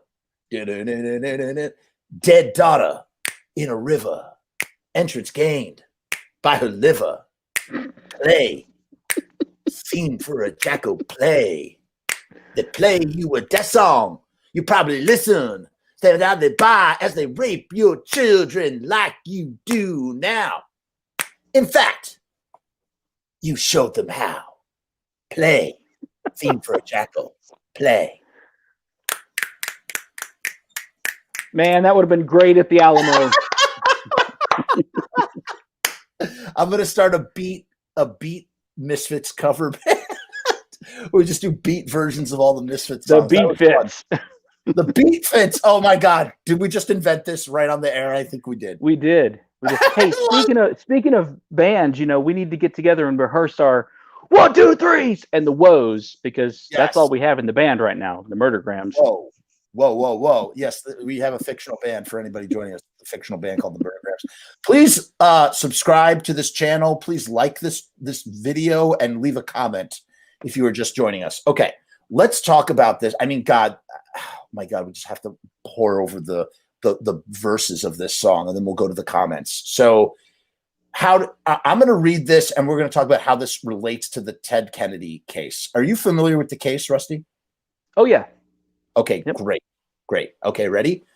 Dry, drunk on a corner, wet waste of a girl, theme for a jackal. So the song is all about, it's a theme for a guy like Ted Kennedy, who maybe Glenn had animosity towards because of what happened, how he got away with this, and, thinking that the Kennedys are, once again, despicable in the way that he writes about him, right? Yeah. Oh, yeah. After he wrecked the car, he walked back to wherever it was that he was staying, changed clothes. So there, but he was still intoxicated. So dry clothes, still intoxicated, dry drunk. Wow. So he's saying, what, dude, you are a goddamn genius. So he's saying dry drunk on a corner, wet waste of a girl, theme for a jackal, and then play you a death song. You'll probably listen. So what about this? Stand idly by as they rape your children like you do now. In fact, you show them how. What is this in reference to, in your opinion?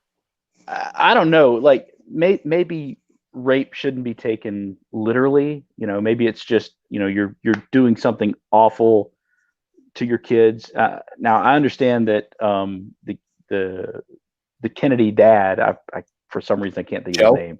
Joe Kennedy. Yes, he was a pretty rough character. So gotcha. Maybe he was, Glenn is alluding to, you taught your kids how to be this way and get out of things using your power, So now your kids are coming to you going, hey, get me out of this. So maybe it's that kind of thing. Gotcha. And if anybody can further elaborate on that for us in the comments, please do so. Please do. Yeah. All thoughts are in place. So then it turns into, so here's the other thing. In a way, I think it's a transformative song. Once again, this is a juxtaposition song. It's juxtaposing Ted Kennedy and his despicable actions with a serial killer of some kind. That is this jackal character.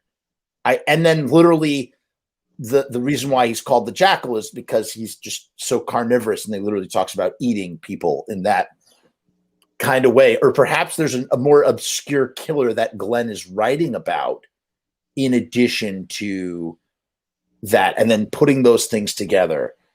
All thoughts are in place. all deeds are complete.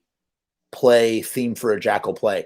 So when he's saying play, theme for a jackal play, it's like he's asking the song to be played. He's invoking the theme, the musical theme, which is the death song from the previous stanza, right? Play, theme for a jackal play, right? And then Die Sweet Prince, meat tastes like mince, the jackal's eaten enough for today. Die Sweet Prince, meat tastes like shit, enough to make that jackal spit, jackal, spit and choke on the lives you've taken. You can't shake them loose. So it's, literally a serial killer of some kind. Yeah. I don't know. Again, anybody wants to throw out additional stuff here, please do. Do you have anything? That part about all thoughts are in place and all deeds and all that. I thought that was because you got a little something on your teeth there, Jeff. I thought that was where Ted had not gone to the police immediately. He'd gone to his friends. They got their story straight. Right. So you're so right. Okay. That I agree with that. Let's say that's what we do here. We analyze the theories and then decide whether they're fact or not. Even whether they actually are fact or not is up for debate. Okay, that's great. And then Die Sweet Prince, meat tastes like mince. And this is literally talking about the personification of this this animalism in a killer that is gorging on his victim. And then here's the last part of the song that is just it's bone chilling. He must be juxtaposing a serial killer with this thing. He says the following. He says, this is so creepy. Ready? He says, all morsels are gone. They're too small. Right. So all morsels are gone. They're too small. A morsel being a minuscule piece, fragment. They're too small. And then this is what's crazy. I love the way he puts this line, accessible from a source so tall, which is basically saying, what he's saying here is that these morsels have been accessed from a source. What is the source? It's a person so tall, a tall woman or tall girl, little sister, all of my love. Now that's the other thing. So it says little sister. Does that tie in somehow with stand idly by as they rape your children? Is this some sort of family affair as well that we're not reading into, that we're not picking up on? Bitch she is. So that's the killer's point of view. Cut her from the inside out. Think about what that means. To cut her from the inside out. You have to gain access inside and then cut her from the inside out. It's pretty gross. Accessible from a source so tall. That is so, it's talking about human beings like they're just meat bags when you say accessible from a source so tall. And then I love this line so much. Dead daughter in the river, entrance gained by her liver. You went through her liver to gain entrance inside of her body. And then the same theme is playing. So, okay. Oh my God, I just thought of it. He is juxtaposing Ted Kennedy with a serial killer.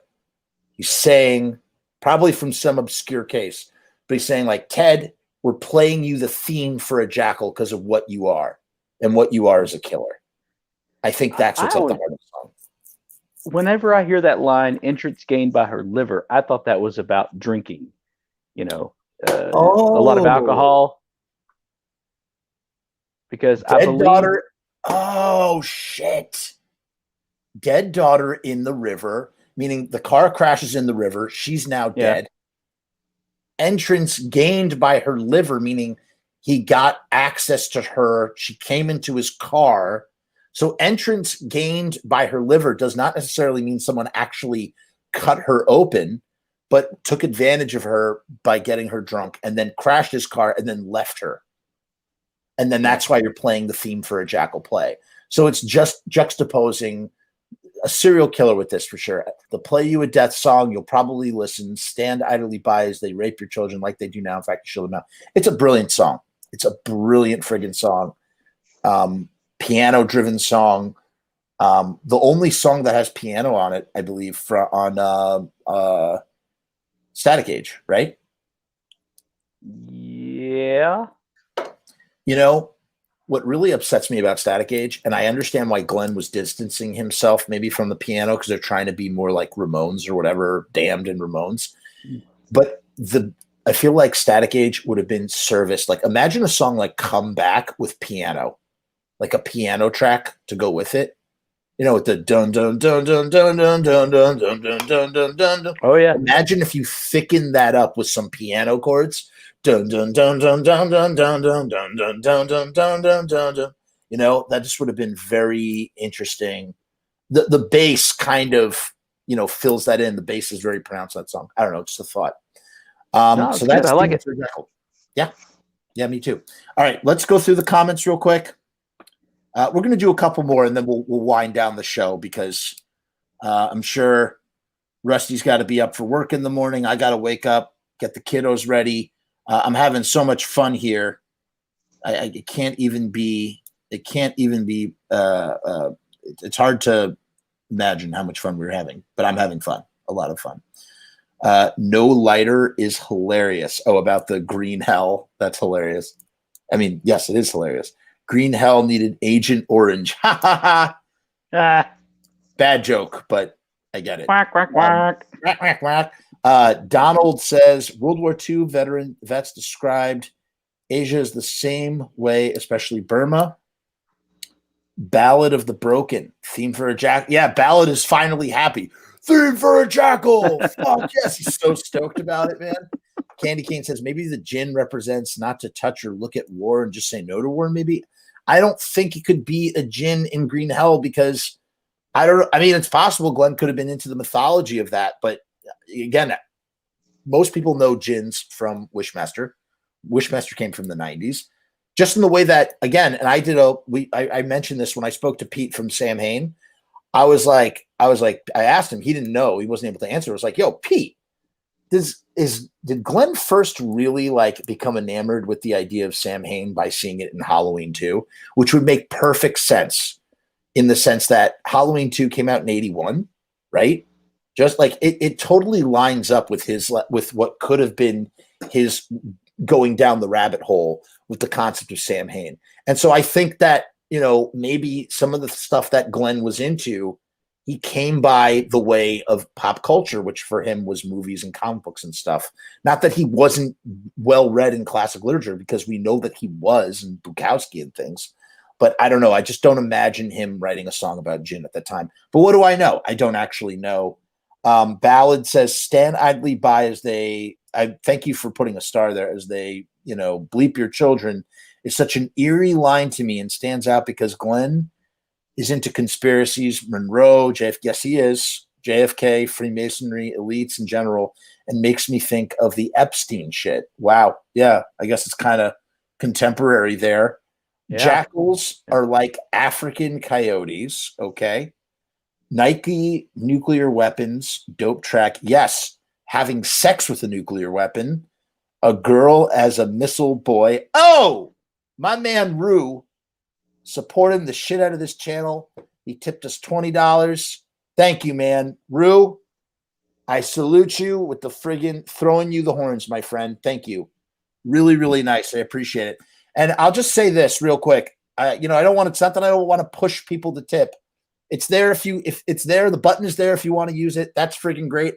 All I will tell you is that this money goes towards documentary, and it does go towards the possibility of taking the show up to the next level by upgrading my StreamYard account so that I can record for longer times. I don't have to use 2 accounts. You know, I use 2 accounts to do this because I do so many shows that I run out of my stream and I have to go to another account. It allows me to do a bunch. I just wanted to say thank you to Rue as well. Continuing on. Donald says, dancing with the threat of nuclear annihilation. Are you referring to Nike A Go-Go, Donald, I think? All right, yeah, they're talking about Nike. We're that far behind in the comments because we mentioned Nike before. Nike was a second-gen defense missile system in the 60s. Right, we talked about it last time. Dig it, man. That's probably themed for a Jackal. That's my way of buying you a drink or drinks. Brew, that's awesome, man. So I could buy seltzer with that money. And oh, we got another one. Thank you, Dagger. Dagger too. Thank you. The both of you guys. Unbelievable. Thank you, Dagger. Thank you, truly. You know what I got to do? What can I do when people do that sort of stuff, when they do the stickers or they do a tip or something? I need to do something on the show as a reward or some sort of additional thing. I got to think that out. Maybe I could sing something. I'll do some sort of ridiculous Stop tipping. Stop tipping. No, I'm don't. kidding. I'll do, you know what I'll do? I'll do every time there's a tip, I'll do a beat I don't know. I'll think about it. I'm open to suggestions. We need some sort of thing in addition. I know you're just grateful for the show or whatever, for whatever reason. I'm thankful for your generosity is all I want to say about that. Candy Cane says, well, like you said about Earth AD being a concept album, in your opinion, I think they all blend together as a real life punk commentary. 100% true. For sure. Candy Cane says, if you mess with the green hell ward gin, you must go through hell. Wow, you really like this gin stuff. I get it, man. I get it. Pat says the rawness of the song gives me chills every time. The background noise and the dead daughter in the river part can never be redone. Epic. And to think this guy is the son of the guitarist who did the guitar on that song. Like, it's so crazy. I love that. Pat, Pat, you must trip you up sometimes to be such a fan of this band and be like, my dad played on all these songs. Like, that's pretty friggin' cool. But yeah, man, it is raw and it's awesome. And I don't know, you should ask your dad. Maybe your dad knows, maybe you know, because you spoke to your dad. Is there any kind of like feedback track or like, ambience guitar track? Because there's like weird, I feel like there's weird stuff on that track. I'd have to listen to it right now to really tell you. But Russell, do you know what I'm talking about? Do you hear anything like that? Oh yeah. Yeah, it's just like ambient noise. It's almost like, Glenn had the piano part all done and the guitar was an afterthought, But you're right.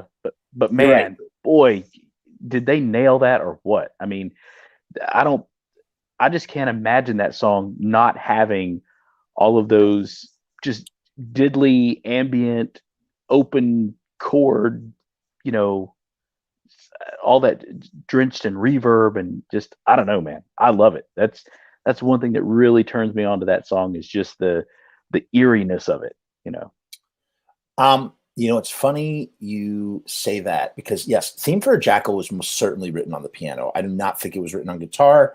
A lot of those early songs are written on piano. Glenn started as a piano player before he even became a guitar player.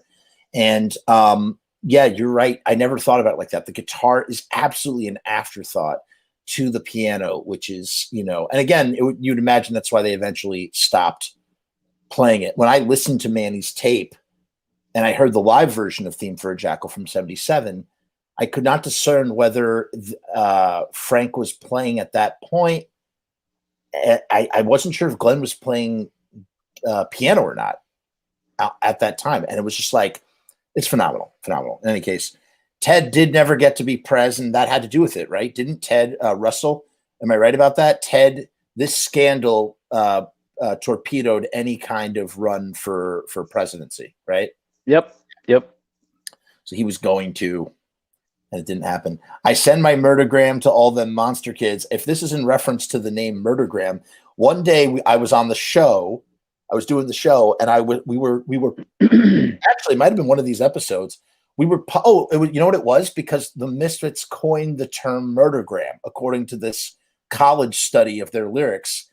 And I was like, I had never stopped and thought about what murdergram was and what it means. And like the idea that a murdergram is actually a telegram, but filled with murder, meaning like you knock on someone's house with a butcher knife and go, hello, murdergram. And then you murder them in the doorway.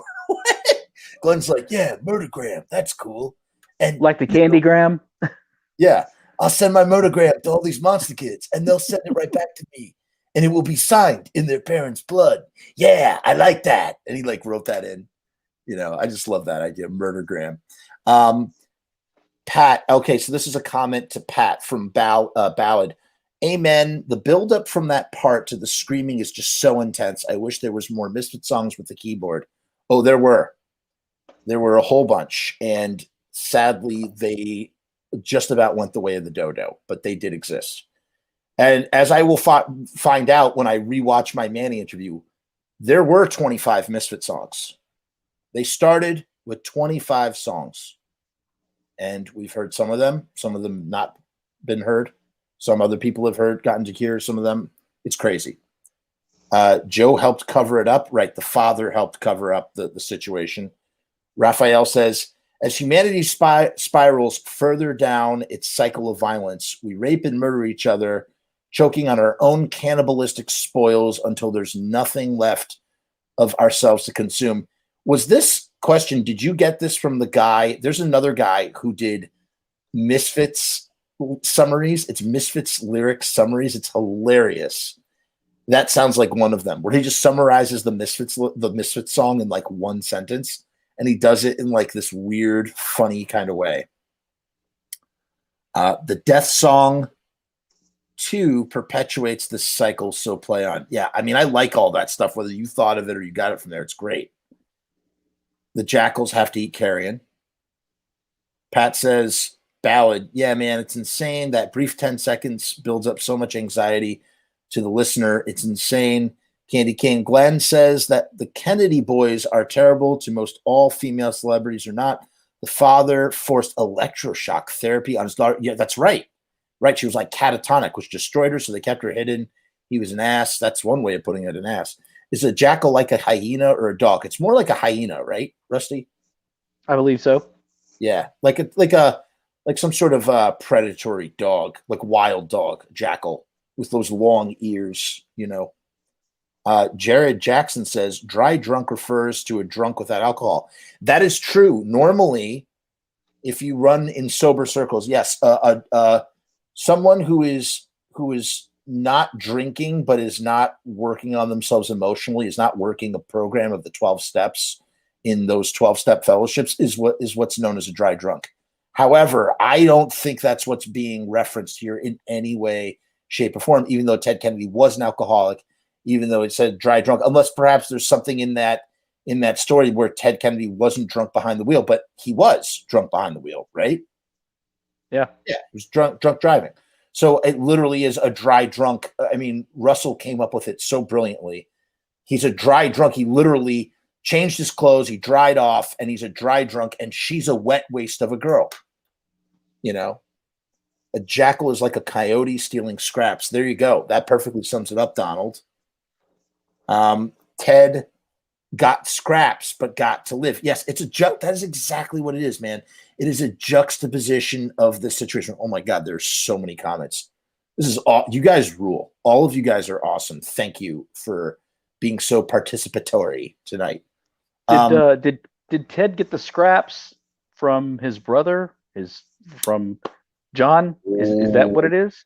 Oh, yeah. Dude, yeah. You're just coming out. You're flying out with the whatever. You're flying out with it, man.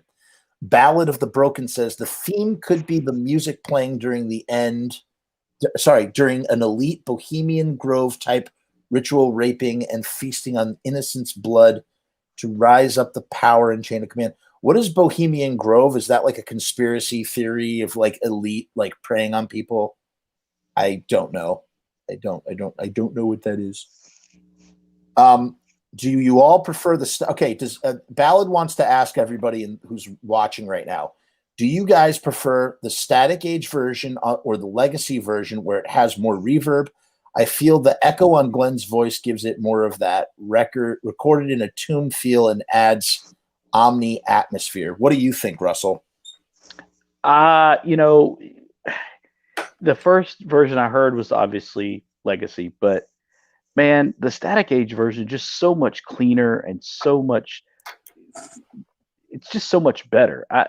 Listening to Legacy after that, it's just like mud, man. And I just, I really, I don't really like that record, after Static Age came out, just because it sounds so terrible to me. I don't know. It's just muddy. I don't like it. Yeah. I personally, I love Static Age and I love Legacy, and I love them for different reasons and different moods. And Legacy has a soft spot in my heart. I don't know what it is. There's something, and it's funny. Bobby has said, he's like, yeah, you can hear that, they really he played over my guitar parts. You can hear it, or Jerry has said that. Jerry has also said that you can hear that he played, and you can, if you really listen, you really can hear that there's clearly still that work underneath what Glenn, tried to record over. But Legacy does take on its own quality because Glenn overdubbed bass and guitar tracks. The whole album has a much more cohesive feel to it, right? Yep. It feels more cohesive. It feels like even though it's a compilation. It's the second compilation. The first compilation was Beware. The second compilation is Legacy Brutality, but Legacy Brutality feels like a cohesive album because of that. And so it's got a place in my heart. But yeah, once you hear that beautiful Static Age mix, you hear Jerry's Jerry, he was a solid bassist on Static Age, man. He does not get enough credit for just being a very clean, neat bass player, just like doing the job. Did a great job. I love that tone. I love his tone on that record, Great especially when you get to hear the little bits, in the outtakes. Yes. I don't know, man. Yes. And what I love about the bass is that it rides up high in the mix. It's not in every Misfits mix. The muddy, gross bass, as what's his face was talking about earlier. What's his name? Oh my God, Dagger was talking about this earlier, where Dagger Love was saying how it's like muddy. It's just like all muddy. Yeah, it's like muddy at the bottom. If you think about it as like levels of a river, the bass in every Misfit song is like the muddy bottom of the river. But in Static Age, it's like a beautiful swan that glides on the top of the water. It's just almost piano like tone. It's just so it rings out so nicely, but it's still got that little bit of dirt on it. Yes. Yeah. Great way to describe it. Raphael wants to know, Mr. Jeff, will you ever do a meeting like this about Samhain someday? So we have talked about Samhain quite a bit on the show. My friend Steve Zing, who's been on the show, Steve is an acquaintance of Russell and I, and he has been on the show before. And I asked him what his favorite Misfits, Samhain and Danzig songs were, and we chatted about Samhain. And, I actually want to have Steve on again for an episode of Pizza Punk, but that's another story for another day. And also, I did a 2-hour interview with Damien from Samhain. So if you go on my channel, Raphael, you can find my 2-hour interview with Damien, Pete Damien Marshall. He talks about his time playing with Glenn as well as playing with Iggy Pop, and lots of fun little tidbits in there.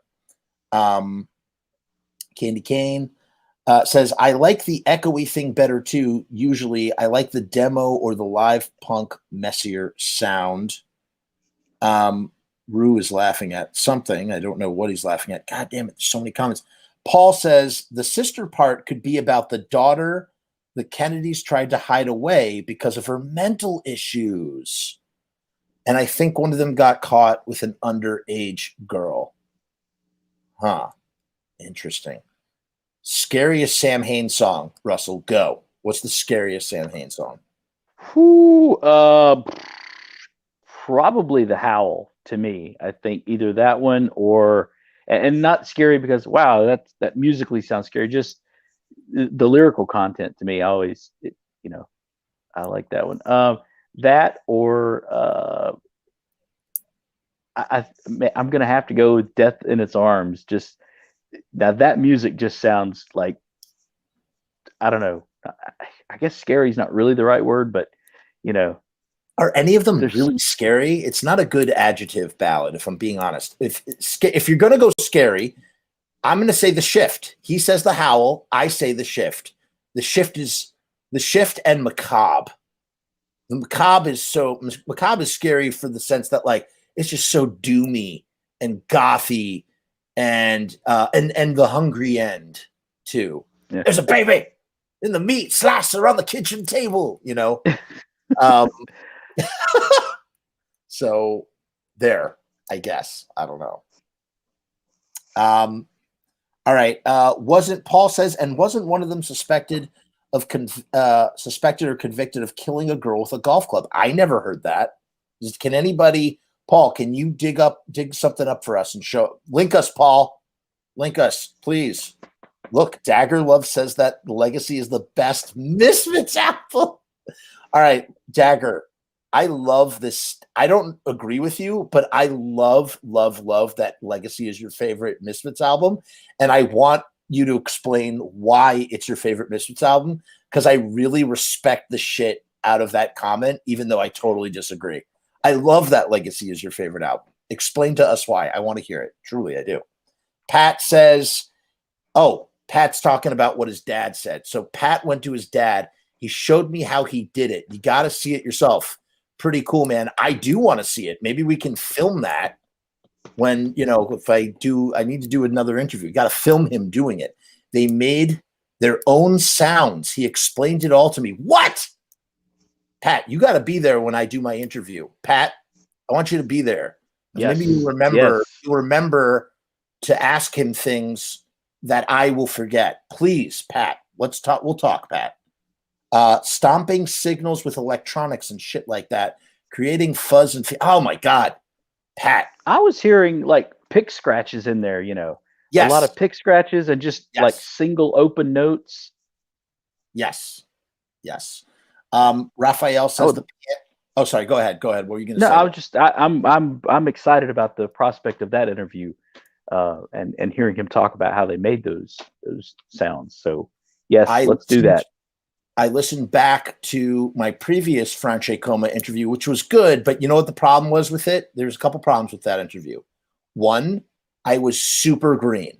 The earliest interviews are the hardest ones for me to listen back to because I'm going, oh my God, like I just sound like an idiot asking these questions. I asked him, I wasted so much time on questions because at the time I didn't know stuff.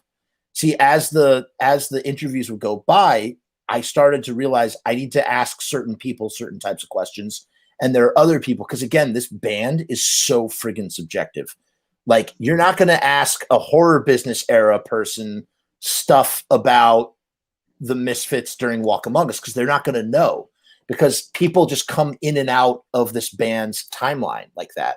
So you're not going to ask Dave Street anything about the Misfits during Earth AD, because Dave is just going to be like, I don't remember. Dave doesn't remember much anyway because of the 80s, which he's told me. Dave is a good friend. You can see him in my movie, Romeo's Distress. Raphael says, the piano parts in the early songs are great. I remember hearing Glenn say in some interview that without the piano and adding guitar, the songs would sound like punk stuff he was into at the moment. Well, one thing that I know that Glenn was super into, and maybe Russell, you're aware of this, is that they were huge Adverts fans. In addition to the Damned and the Ramones, those dudes loved the Adverts. Really cool band from England. Yeah, there was was there a thread in the group about that, or did you talk about that in the video? Because it does ring a bell, but I might have mentioned it in video, but I definitely found that out in one of my interviews. Dagger Love says Murdergram is the Fiend Club. You're right. Murdergram is the Fiend Club. Like, you're sending out, Glenn would send out his Murdergram all the time. And I love that. And then additionally, he would get them back signed in their parents' blood. Interesting. Very interesting. To all these monster kids. Pat says, back in the day, he said there wasn't much effects, so you had to make your own by mixing speakers and pedals and frequencies and stuff. He explains it all. That's so interesting. And that makes sense why, for instance, they just released that Static Age pedal, but everybody's all these guitar nerds are like, it was like, ew, dude, why would you spend so much money on this pedal when you could just plug this into this and make you make a little speaker and you poke a hole in it and it sounds like a fuzz tone. And it's just kind of like, that's great Cartman. Right. But it's just like, I don't know, maybe because people are just fucking fans of the band and want the fucking tone. Like, what do you care? What does it matter? Is it like some sort of pride thing with being a guitarist? I don't understand it. I don't understand it. No, kitty, this is my pedal. No, kitty, my pedal. Man, kitty, all right.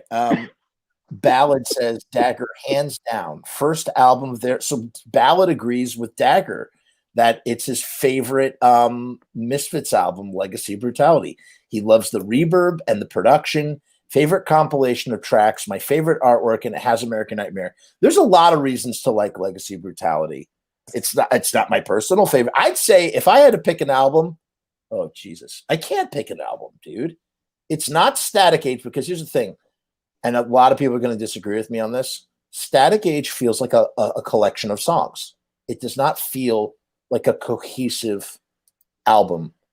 Walk Among Us feels like an album, kind of. And what's funny is Misfits Collection 2 and Collection 1, I know this is going to sound really harebrained because there's so many different songs from so many different parts of the band, times in the band. But that to me, I mean, that's the special one for me because that was my introduction. But also just there's something about, I don't know, something about those versions. I guess my favorite sounding would be 12 Hits from Hell, right? I love 12 Hits from Hell, the way that was mixed. Yeah. Like a Coyote, hold on, we're going to get to the end of these credits. Let's do one more song and we're going to wrap it up because it's just going so long and we're going to have to call it a night. Let's do 138. That's easy. It's about violence. Okay, move on. Whoa, your phone went. Oh, you're doing this on a phone. I didn't realize. We have Neon Knees from New Zealand. We got New Zealand in the house. Jackal is more like a dog or a fox. Hyenas are related to weasels and skunks. Donald explained that Bohemian Grove is where the elites gather to initiate. So this would make sense. Uh-oh, did we lose Rusty? Russell, I'm going to remove you for 1 second, buddy. Come back. Come back. Is he back? Little Russell. And all right. So Bohemian Grove is where elites here. All right, Russell, I'm just going to boot you out and come back in using the link, okay? He's been kicked from the studio. Russell, come back when you get a sec. Come back. Bohemian Grove is where elites gather to initiate. There you go. So that ties into the Kennedys being the elites. Bohemian Grove actually exists in Northern California. Look up the cremation of care ceremony on YouTube. Interesting. Plot world domination. Okay. You guys remember the Manimals band? Hell yeah. And they did an album called Blood is the Harvest. Such a blatant Misfits ripoff band. I mean, kind of. They were like the metal version of the Earth AD Misfits is the best way to describe them. Larry the Wolf is he's like Jerry only Mach 2. You know what I mean? What's that song? Burn Witch Burn is a great song. You say you don't like it, my baby. I can't say no other word. Great band. Rip Snorter got a Misfits vibe. That Rip Snorter, he plays with Robbie Bloodshed. Robbie, by the way, guys, I can't find the links right now, but go check out Robbie. Played with Mr. Jim recently, and Mr. Jim, they did great. Robbie sounded great. Mr. Jim sounded great. The Rip Snorter guy sounded great. Mr. Jim plays those bass, those drum parts perfectly, man. It's great. Ballad of the Broken says, my favorite only bass moment on Static Age is in TV Casualty, where the bass just gets super loud at the Jaguar at the Cemetery part. My head has to bob. But speaking of bobbing, where's Russell Casualty? Rusty Murdergram, come back into the stream if you can, buddy. We're waiting on you. I don't know what happened to him. We'll just Eric always comes late to the show every single time. Eric, you missed the whole show, buddy. I Am Misery. The lyrics are intense. I don't know the lyrics to I Am Misery. Let's take a look, Tanner. Hey, Tanner, do you do screen printing like by hand, Tanner? Like you actually screen print? Like you do it the old school kind of way? Just out of curiosity, I Am Misery lyrics. Let's see what those are. Misery lyrics, Sam Hain. All right, so here's I Am Misery real quick. Your life craves it, and I am there, pulling you back from the shoulders down. And though you suffer, you will be mine. I always win. I am misery. I make you pain and suffer. I make your pain and suffering infernal, turning your body inside out, putting you past your breath and tears. With all your losses, misery, I give you a glimpse of hope in darkness, let you think that this will end. So it's about someone torturing someone. They are the misery that is doing the torturing. I give you a glimpse of hope in darkness, let you think that this will end, and then securely nestle on your neck and drag you back into misery. Oh, so it's like I'm going to let you think that it's coming, that it's going to end, and then pull you back. And I love this place. I love this fucking job. I love this place. I love giving you pain. Wow, that is pretty messed up. I'll give you a glimpse of hope in darkness. I'll let you think that this will end. Yeah, it's about a guy murdering a girl. That is pretty nutso. That's pretty out there. I'm gonna remove this for a second. Let's see what else we got. Scariest Sam Hain song. How are you? Are you going back in the comments to see this, Eric? Is that how you're? I vote Human Pony Girl. Yeah, so a Human Pony Girl, if I am correct on this, a Human Pony Girl doesn't have arms and legs and like walks around on stumps. So that's what Glenn is kind of speaking of. And obviously, you know, there's, or at least the one in the song, Human Pony Girl, giddy up. Human Pony Girl, ready? Here's what is said, Human Pony Girl. How do you like it so far? Giddy up. I am your power and your pain. I'll make you gallop at my pace. Human Pony Girl. I am the monkey on your back, and we're going for a ride home, Human Pony Girl. Your nights are a season at my command, Human Pony Girl. Yeah, this is my highway, no limit in forest. There is no law. Just feel my spur sink into your flank. Feel it, pony. Stomach sweat in your spine, belly up, shoulders down, pony. Gonna take you someplace you ain't ever been. That's right. Only you ain't never coming back. I am monkey on your back. Blah, blah, blah, blah, blah, blah, blah, blah, blah. Yeah, dude. Dude loves pony girls. He likes those pony girls. Yeah, Skackle? Skackle. I don't know what that means. Paging Rusty Murdergram. I'm gonna text him real quick, see if he says you're come back. See if he'll come back. We're gonna do one more song and call it a day after we get through these comments. Raphael says 12 hits is the best, not only because the songs it contains, but because the way the songs are played. If I'm not wrong, Glenn overdubbed most of them. Glenn might have played a rhythm track or played on a track, but no, that's all Doyle and Bobby. All Doyle. And yes, Pat. Yes, I'm so glad you're going to be there. This is awesome. Pat, we'll talk. Sahara says, what's up, Sahara? In 1975, a 15-year-old girl was found slain in an affluent Connecticut suburb, bludgeoned to death with a golf club.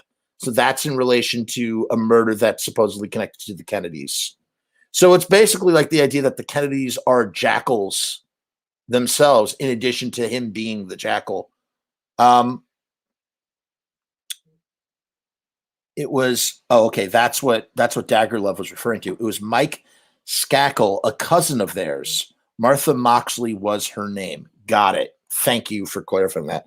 And Rusty says, phone died, laptop has no camera, listening though. Okay, he's listening live. Rusty, thank you for joining us.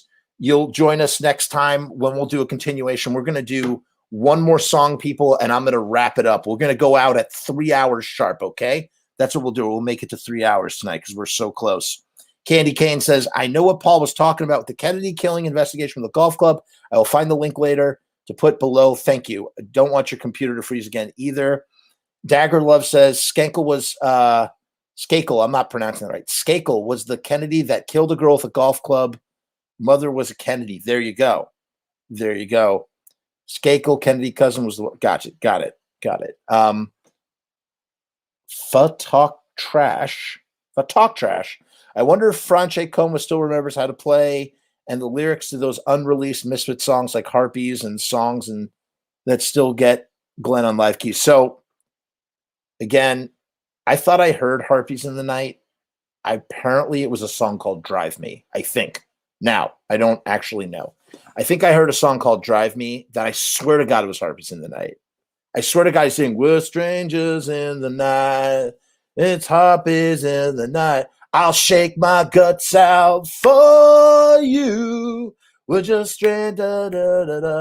But I guess not. However, when I interviewed someone from Glenn's previous band, Kudat and Boojang, he was in a band with Glenn, Mr. Jim, and there was a Jerry Byers. And if you want a full breakdown of all this, go back to the very first episode that we recorded a year ago. But when I asked him, I said, because I asked everybody, I said, can you sing for me West End Avenue? And, I asked Tank about that, and Tank goes like this. He's like, one day Jerry was making breakfast. He was making pancakes, actually, in his kitchen. And he started going, West End Avenue, West End Avenue, like this with the keys.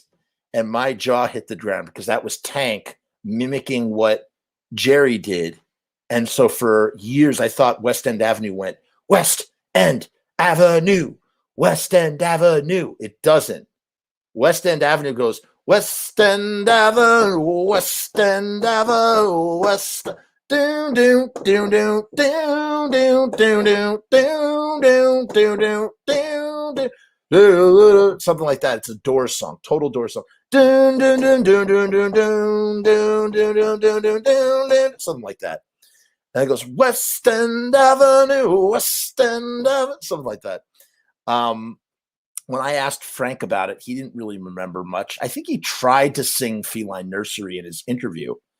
I'm going to throw away the key to the feline nursery, get on the floor and whisper my name. Yeah. Ballad says, okay, fair. Scary was kind of a cringe. It's not that it's a cringe adjective, but what it is it's not a cringe adjective, but it just doesn't, it's not the right adjective. I would say brutal. What's the most brutal Samhain song? Or what is a brutal Samhain song? Kiss of Steel is pretty brutal. Misery Tome, I Am Misery, macabre, especially with a chance in the howl, where lupines vomit children's lips. It is crazy. That's what it is. It's all crazy imagery. I never really thought about the lyrics of Misery Tomb or I Am Misery until now. And misery, you think about what is Misery Tomb? A tomb of misery. Holy shit. Or I Am Misery. It is pretty, it's pretty freaky deaky. Martha Moxley was the girl who was beaten to death at the golf club. So sad. So tragic. Bludgeoned, just when I'm talking about how sad and tragic it is, Donald lets us know, bludgeoned with a golf club, new grindcore song. You should ask who would do that. Cannibal Corpse, maybe, or that other band whose name I won't even say on the air because I just think they're so talentless. Lowest common denominator. And I'm not talking about G.G. Allen. I'm talking about that band. Their initials are AC. I just hate them. I hate them so much because it's just such low-hanging fruit. Be more creative. Ballad of the Broken is the melody to Harpies in the Night. Oh, that's what I forgot. I'm so sorry about Harpies in the Night. So I asked Steve about it, this guy Steve, and this is what he does. He looks up like this. And like I said, I thought that he was wrong when I listened to the tape. And it was a song. He said, the song's called Drive Me. That's what Glenn says at the beginning. But I thought it was Harpies in the Night. I think Manny even thought it might have been Harpies in the Night. Maybe I'm wrong. I don't know. He's going, I'll shake my guts out for you. Now, Harpies in the Night, the way Steve said it, goes, sing like harpies in the night, sing like harpies in the night, and he just did that right off the top of his head. He has a memory like a steel trap. I believe that it's possible that is the melody, and there are people that can confirm that for us. Truly, there are. They exist out there. Dagger says American Nightmare, best Misfit song ever. It's a great Misfit song. And I loved when those lyric books came out and we got to hear the actual lyrics to them. Legacy is the most eclectic because it's a compilation, but it's a compilation that is like, it has the same feel. All the songs have the same feel because Glenn re-recorded the guitar all at the same time, right? Okay, we finally got it. Rusty Murdergram, his phone died. He's just going to listen now and not rejoin. Thanks for the update, Rusty. Eric says, I set YouTube reminders, but it never works. I still love the show. Hey, for anybody who's just joining us, please subscribe to the channel. I'm trying to build this channel. I want to build my network. I want an empire. So subscribe to this channel, leave a comment, leave a like, yada, yada, yada. Additionally, these shows are archived on the channel. So if you don't catch us live, that's okay. You just can't participate in real time. That's the only difference.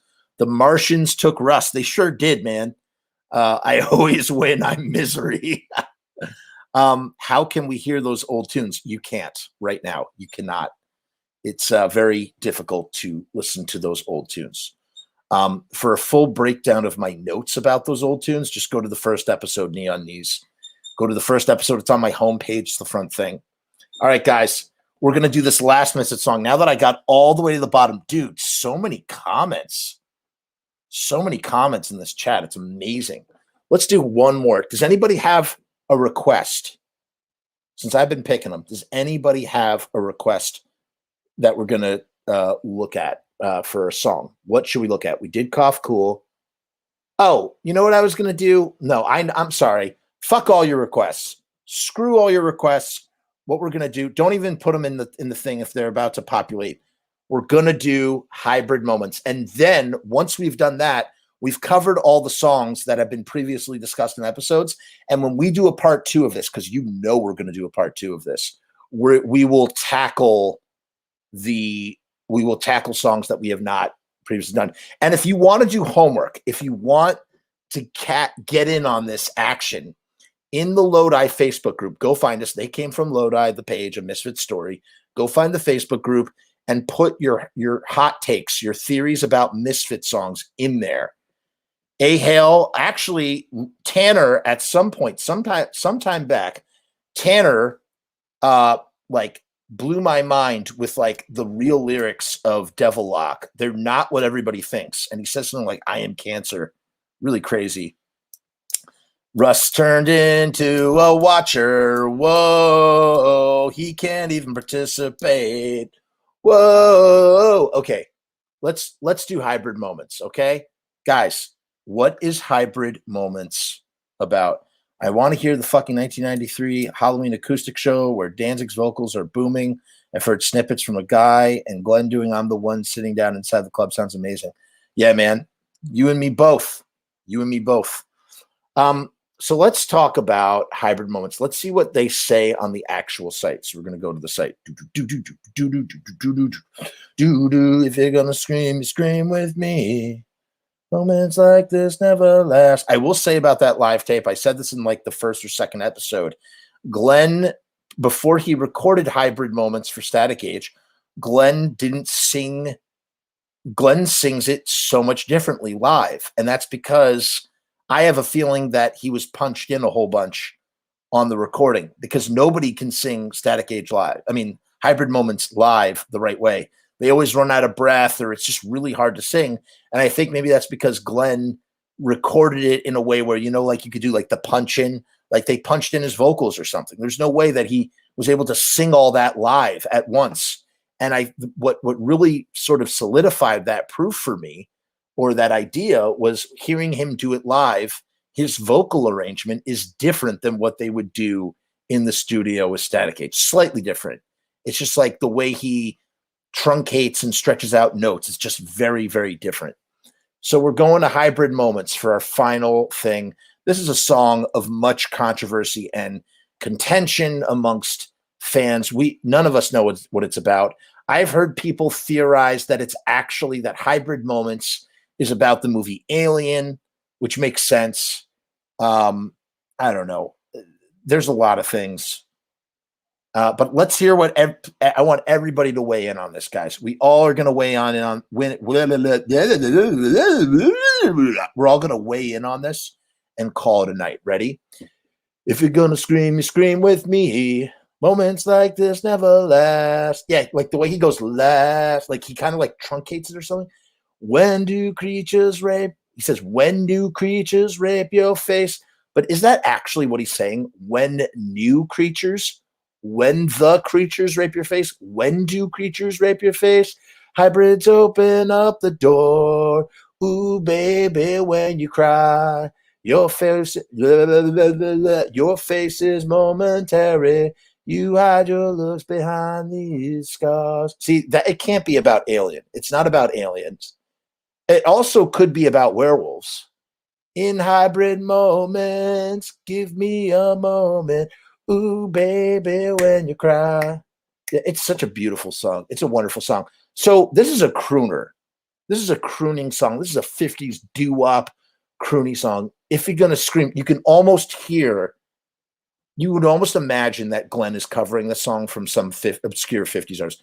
If you're gonna scream, scream with me, you know, with like that beautiful orchestral arrangement on top of like the doo-wop stuff. It's like also got like a fill. I would imagine if Glenn had not written the song and it was a cover, that this came out in like 1961. It's pre-Beatles. It's got that gorgeous full. It's not in the 50s. It's pre-63. Between 60 and 63, it's got those gorgeous like string or like Phil Spector wall of sound arrangement on top of the actual instrumentation, and maybe there's a stand-up bass. Ding, ding, ding, ding, ding. Yeah, and it's just like, and if you're gonna scream, scream with me. Moment, yeah, and it's just like a crooner, just crooning his heart out. If you're gonna scream, scream with me. So the author is saying, I want you to scream with me if you are going to scream, because moments like this never last. So what's interesting, oh man, what is interesting is that hybrid moments kind of bookends with I Am Misery, Misery Tomb, in the sense that the tormentor is saying, just like all that other stuff about Misery Tomb, the tormentor is saying, if you're going to scream, scream with me, because moments like this never last. Or maybe we're both in this horrifying situation together. But I'd imagine he is the source of the horror that is coming. Like, yeah, okay? We're talking very abstract here. When the creatures rape your face, or when it says when new creatures, when do creatures, when the creatures, whenever I sing it, I sing when do creatures rape your face. I know that's wrong. When the creatures rape your face. So face rape. That's where people think that it's Alien. But this song predates Alien, so that's not possible. When creatures rape your face, I guess it's literally copulating with one's face, or if you would imagine a oral stimulation, forced oral stimulation of the facial cavity. Hybrids open up the door. So is this a real door or is this a metaphysical door? This is a symbolic door. So they're opening up the door to what? They're opening up the door to misery. Hybrids open up the door to something. So when the creatures rip your face, hybrids open up the door. And then, ooh, baby, when you cry, your face is momentary. Like, obviously, I know what momentary is, but so he's saying momentary, lasting for a very short time, briefly. So, wow. Oh, wow. See, I'm thinking of it as an adjective. Yeah, it is an adjective. So momentary is an adjective for moment, which is a brief, short moment. So give me a short moment. In these hybrid moments, give me a moment. He's demanding a moment. It's like he wants to create a reaction from this girl's face that he is raping. I can't believe I just said that out loud. Sorry. Yikes. Sorry about that. That's weird. Interesting. If you're going to scream, scream with me. Moments like this never last. So literally, your face is momentary, and moments like this never last are very similar in what they're saying. And then you hide your looks behind these scars. Are they the scars? Are they mental scars? Are they? Wait a minute. Wait a minute. Is this about Fiend Without a Face? no, not Fiend Without a Face. What's the movie? The French film. It's just before came out of night. Eyes Without a Face. Does this have to do with Eyes Without a Face? If you're gonna scream, scream with me. Moments like this never last. When new creatures rape your face, hybrids open up the door. Ooh, baby, when you cry. Could this song, in fact, maybe be about Eyes Without a Face? You hide your looks behind these scars. Huh. I don't know. All right, guys, I know that there are comments piling up. Before we get there, I'm gonna look. Let me just see here. I see Rue is leaving. Rue, I just want to say thank you so much for your support, man. Thanks for joining us, dude. You friggin' rock.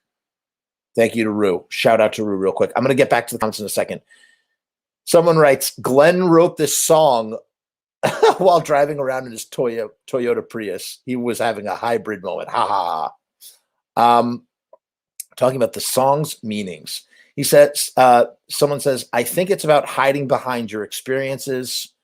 Example, oh, I had a crappy childhood. I can't be expected to be successful. Okay, all right, this is interesting, but I think this can't be true.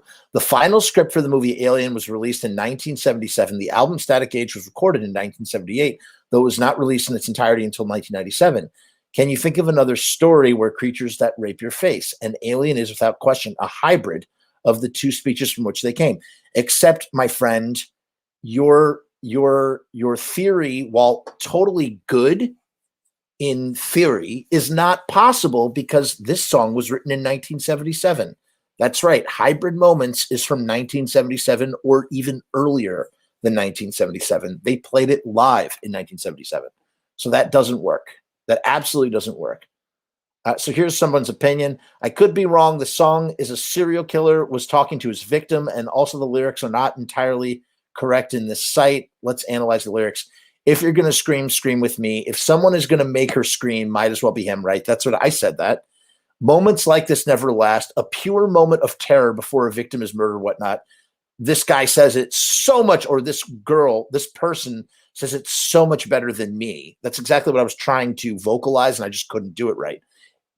If someone's going to make her scream, it might as well be him because these moments like this never last because a moment of pure terror before a victim is a murder or whatnot.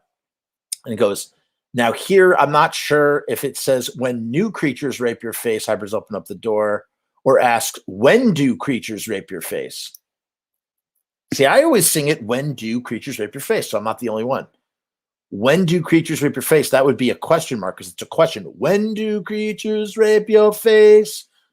When do creatures rape your face? Hybrids open up the door. If it's the second one, then he is saying that it doesn't happen often. He's saying that it doesn't happen often. When do creatures rape your face? And also applies that he's some kind of monster. I think that's obvious. Ooh, babe.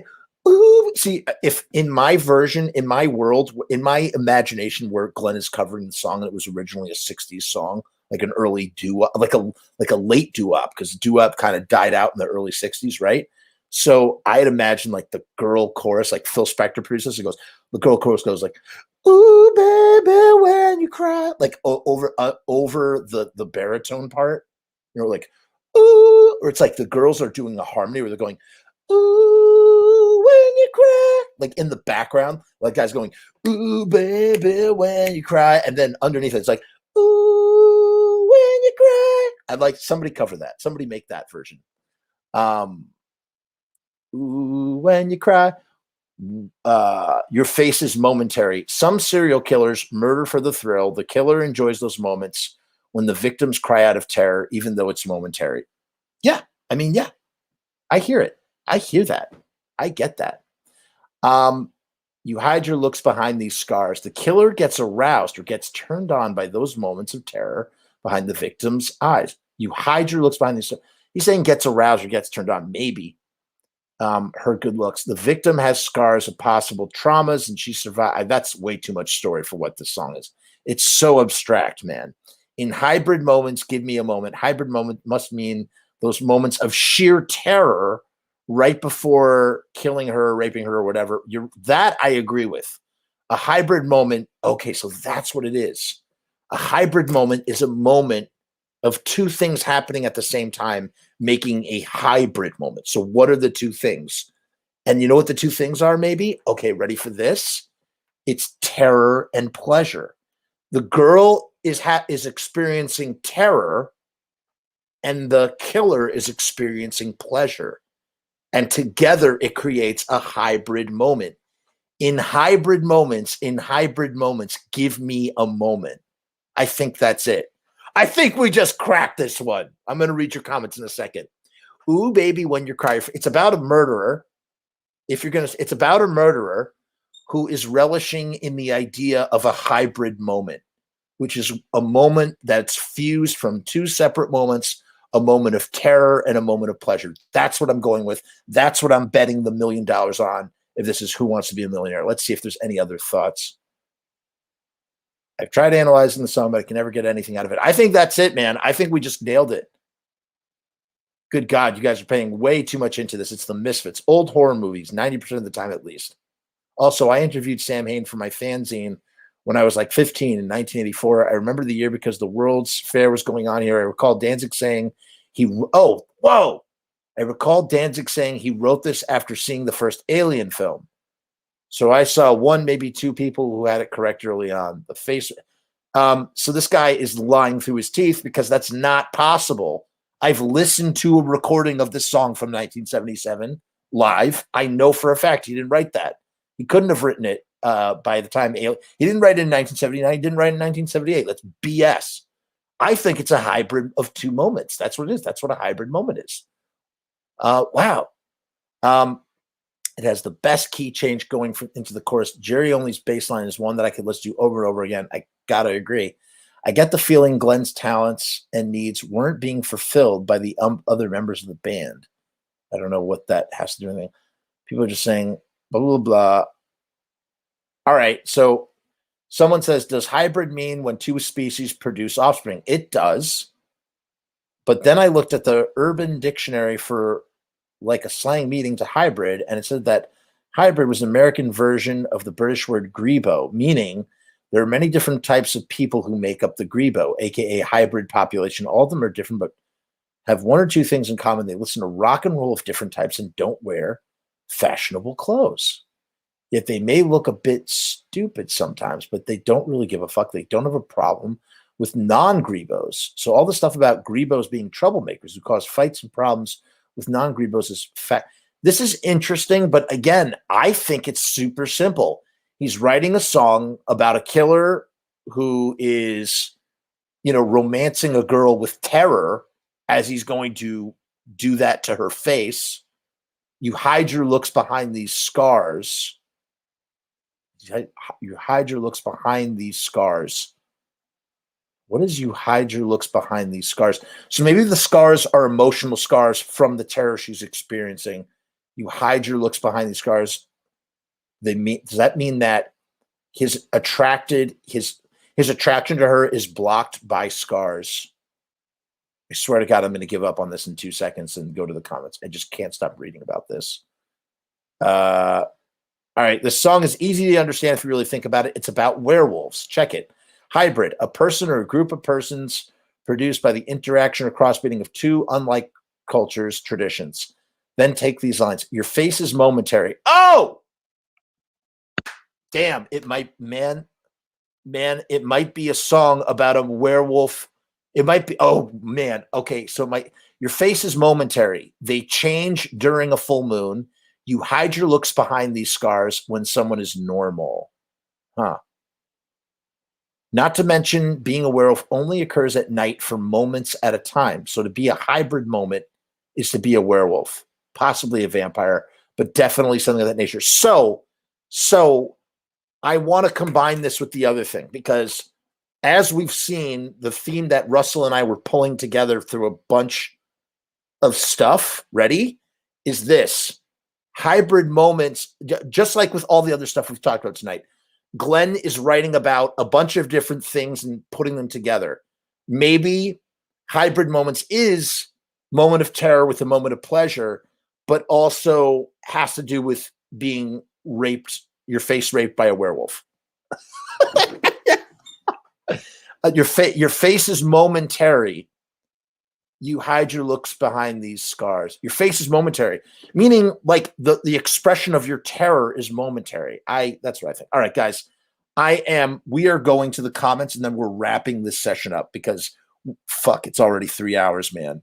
I just want to say, I can't believe there are still 29 people at 12 a.m. and freaking we're just doing this. It's like, it's just awesome. Let me go back up to the top. Hold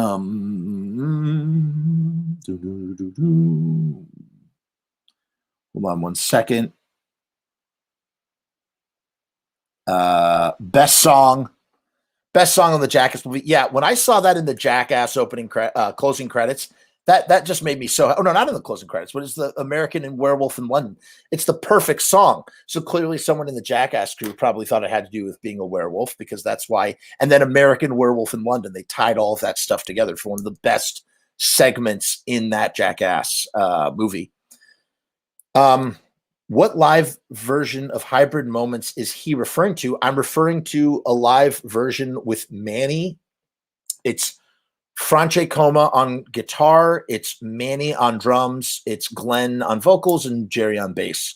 It's their third show from Eddie's Finders Lounge. And half of the set is just a trio with Glenn, Jerry, and Manny, Glenn on piano, and then the rest of Frank comes in and plays guitar for a few songs, including Hybrid Moments. And then I think he leaves the set again. I was told otherwise, but I couldn't hear any guitar. But then again, my ears suck, so I don't know. I think Glenn is secretly a hopeless, sweet romantic. I think Glenn is secretly a hopeless romantic, too. When you look at songs like Sistina's, and I really get the sense that Glenn is a romantic because of Danzig Sings Elvis. Danzig Sings Elvis, it's a covers album. But in my opinion, I think Danzig Sings Elvis is a super duper personal, intimate album of Glenn Danzig's that leaves him very, very vulnerable, autobiographical album. What do I have? Nothing but an inkling, nothing but an intuition. I could be super wrong about that. Go check out the episode where I did a full album review on Danzig Sings Elvis for more about that. I'm not going to get into it now. Now, I will say, Ballard says, Hybrid Moment Static Age version is better than the Legacy. On the Legacy, the bass is sucked out and the drums are too low. This is a top 5 song to show people to introduce them because of the melody. I agree. It's along with, for me, it'd be Night of the Living Dead, Astro Zombies, Hybrid Moments, Last Caress, and what would be my final song? I'm not sure. I have to think about that. Maybe Die Die or London Dungeon. I'm not sure. Eric says, I thought Hybrid Moments was about an abusive relationship, possibly a mutually abusive relationship. It's possible. There's definitely that stuff is definitely possibly in there as well. I first thought the lyrics were when you cover up your face, and it was about actresses in old horror movies covering their faces when they scream, but that's not right. When the creatures rape your face, hybrids open up the door. Yeah. No way. That doesn't work. We already saw that comment from Rue Morik. Rue, thanks for joining us, and thank you again for your support. You and Dagger Love, super shout out to Dagger Love. Both of you guys rock. Really appreciate the support. Ballad says, I take this song as an intentional juxtaposition between romance, abuse, fear, and love, the lyrics contrasting with the doo-wop melody. Ballad, I think you're right. It's a juxtaposition between romance and abuse, fear and love. And I would also say murder and romance too, besides romance and abuse. I definitely, in my mind, I see a killer and a victim. I do. I see a killer relishing. Hybrids opened up the door. He says, when the creatures rape your face, hybrids open up the door. So that kind of pokes holes in the idea of a hybrid moment. He's talking about a noun. Hybrids opened up the door. Have you heard the song Art of Illusion by Avenged Sevenfold? I have never, Candy Cane, I have never listened to an Avenged Sevenfold song in my life. Not for any other reason than not my style of music, not my cup of tea. But please explain why you asked that question. But the answer is no, I have not. I own Eyes Without a Face on Blu-ray. Great movie. Phenomenal movie. You have excellent taste, A-Hale. And A-Hale, if you own that on Blu-ray, have you seen La Belle et la Bête from 1946 by Jean Cocteau? It is a really, really great French film. Really great. As a matter of fact, I've always said that La Belle et la Bête is the French answer to the Universal horror films that came the decade before. Ballard says, hybrids open up the door to moments that are dark and depraved. He relishes in these moments, and in his own twisted mind, this romance and equivalent to memories of a picnic fancy date. Hybrids open up the door. Hybrids have to be werewolves that open up the door. It's a juxtaposition of, oh God, but that doesn't work either. It's what a mystery is this song. Raphael had to leave. 2 a.m. in Brazil. Stay safe, guys. Hey, stay safe, Raphael. Thank you so much for joining us. And I appreciate you staying so long. We'll definitely see you next time. Javier says, Verotik Comics, Satanica. Wait, what? Hybrid Moments Illustrated? What? Can anybody corroborate or confirm? Wait, you need to explain, sir. Are you telling me there's an illustrated adaptation of Hybrid Moments in Verotik Comics? You know who would know this? We have to ask Rube Morg. Rube Morg collects Verotica comics. I'm going to ask him about it. We need to get to the bottom of this. I need to see that comic immediately. Yes, there would be female vocalists layering on top of Danzig voice and harmonizing for sure. Imagine if you wrote this song. I would be so proud. Agreeing, recording that.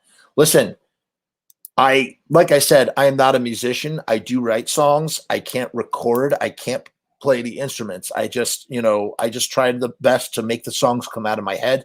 You can hear, as a matter of fact, if anybody wants to hear, it's on my channel. I have an a cappella version of Some Kind of Hate that I'm actually pretty proud of. And it's just like, do, do, do, do, do, do, do, do, do, do, do. And then the dude's like, some kind of know.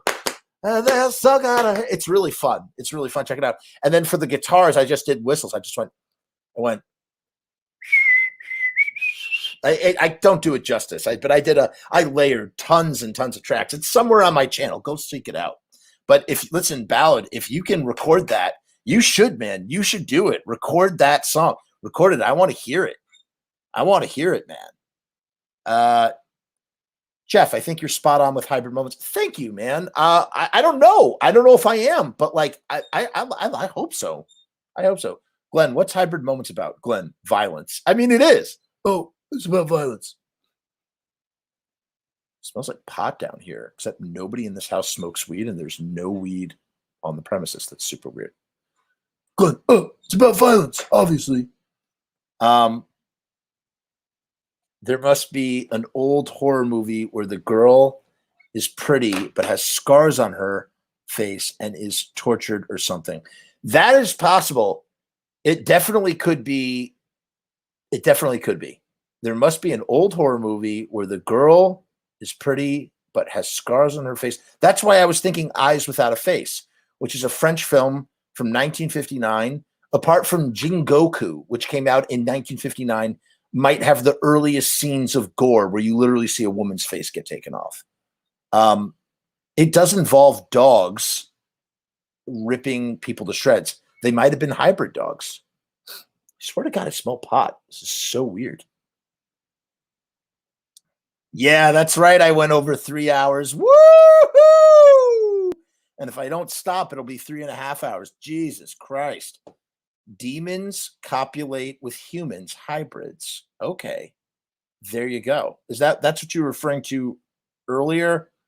Was that the comic book you were referring to earlier? Rusty Murdergram says, seems like the old movie Fiend Without a Face had creatures that attack the faces of their victims. Oh, so maybe it is Fiend Without a Face. Maybe the first title, which I mixed up, they're both Criterion titles. Oh man, you know, Fiend Without a Face was made for $50,000 in 1950s. It's like super low budget for a movie of that caliber. Dude, maybe it has to do with Fiend. That think about it. If you're gonna scream, scream with me. Moments like this never last. When new creatures rape your face, because that they do attack the faces of their victims. That's right. Hybrids open up the door, but why are they hybrids? Those are aliens or something. Those are. Give me a moment. It's possible. It could be Fiend Without a Face. That would make sense.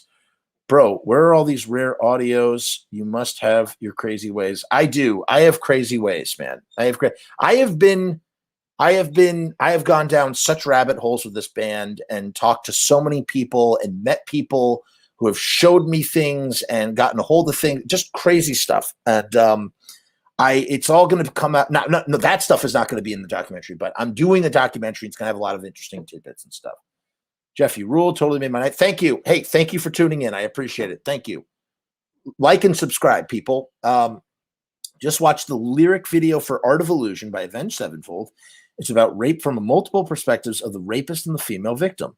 The singer's girlfriend does some of the singing, screaming. Okay, now I understand. Those phantom spells happen at my house too. Weed a few times. Weird. It is weird. It's creepy. It's creepy deepy, man.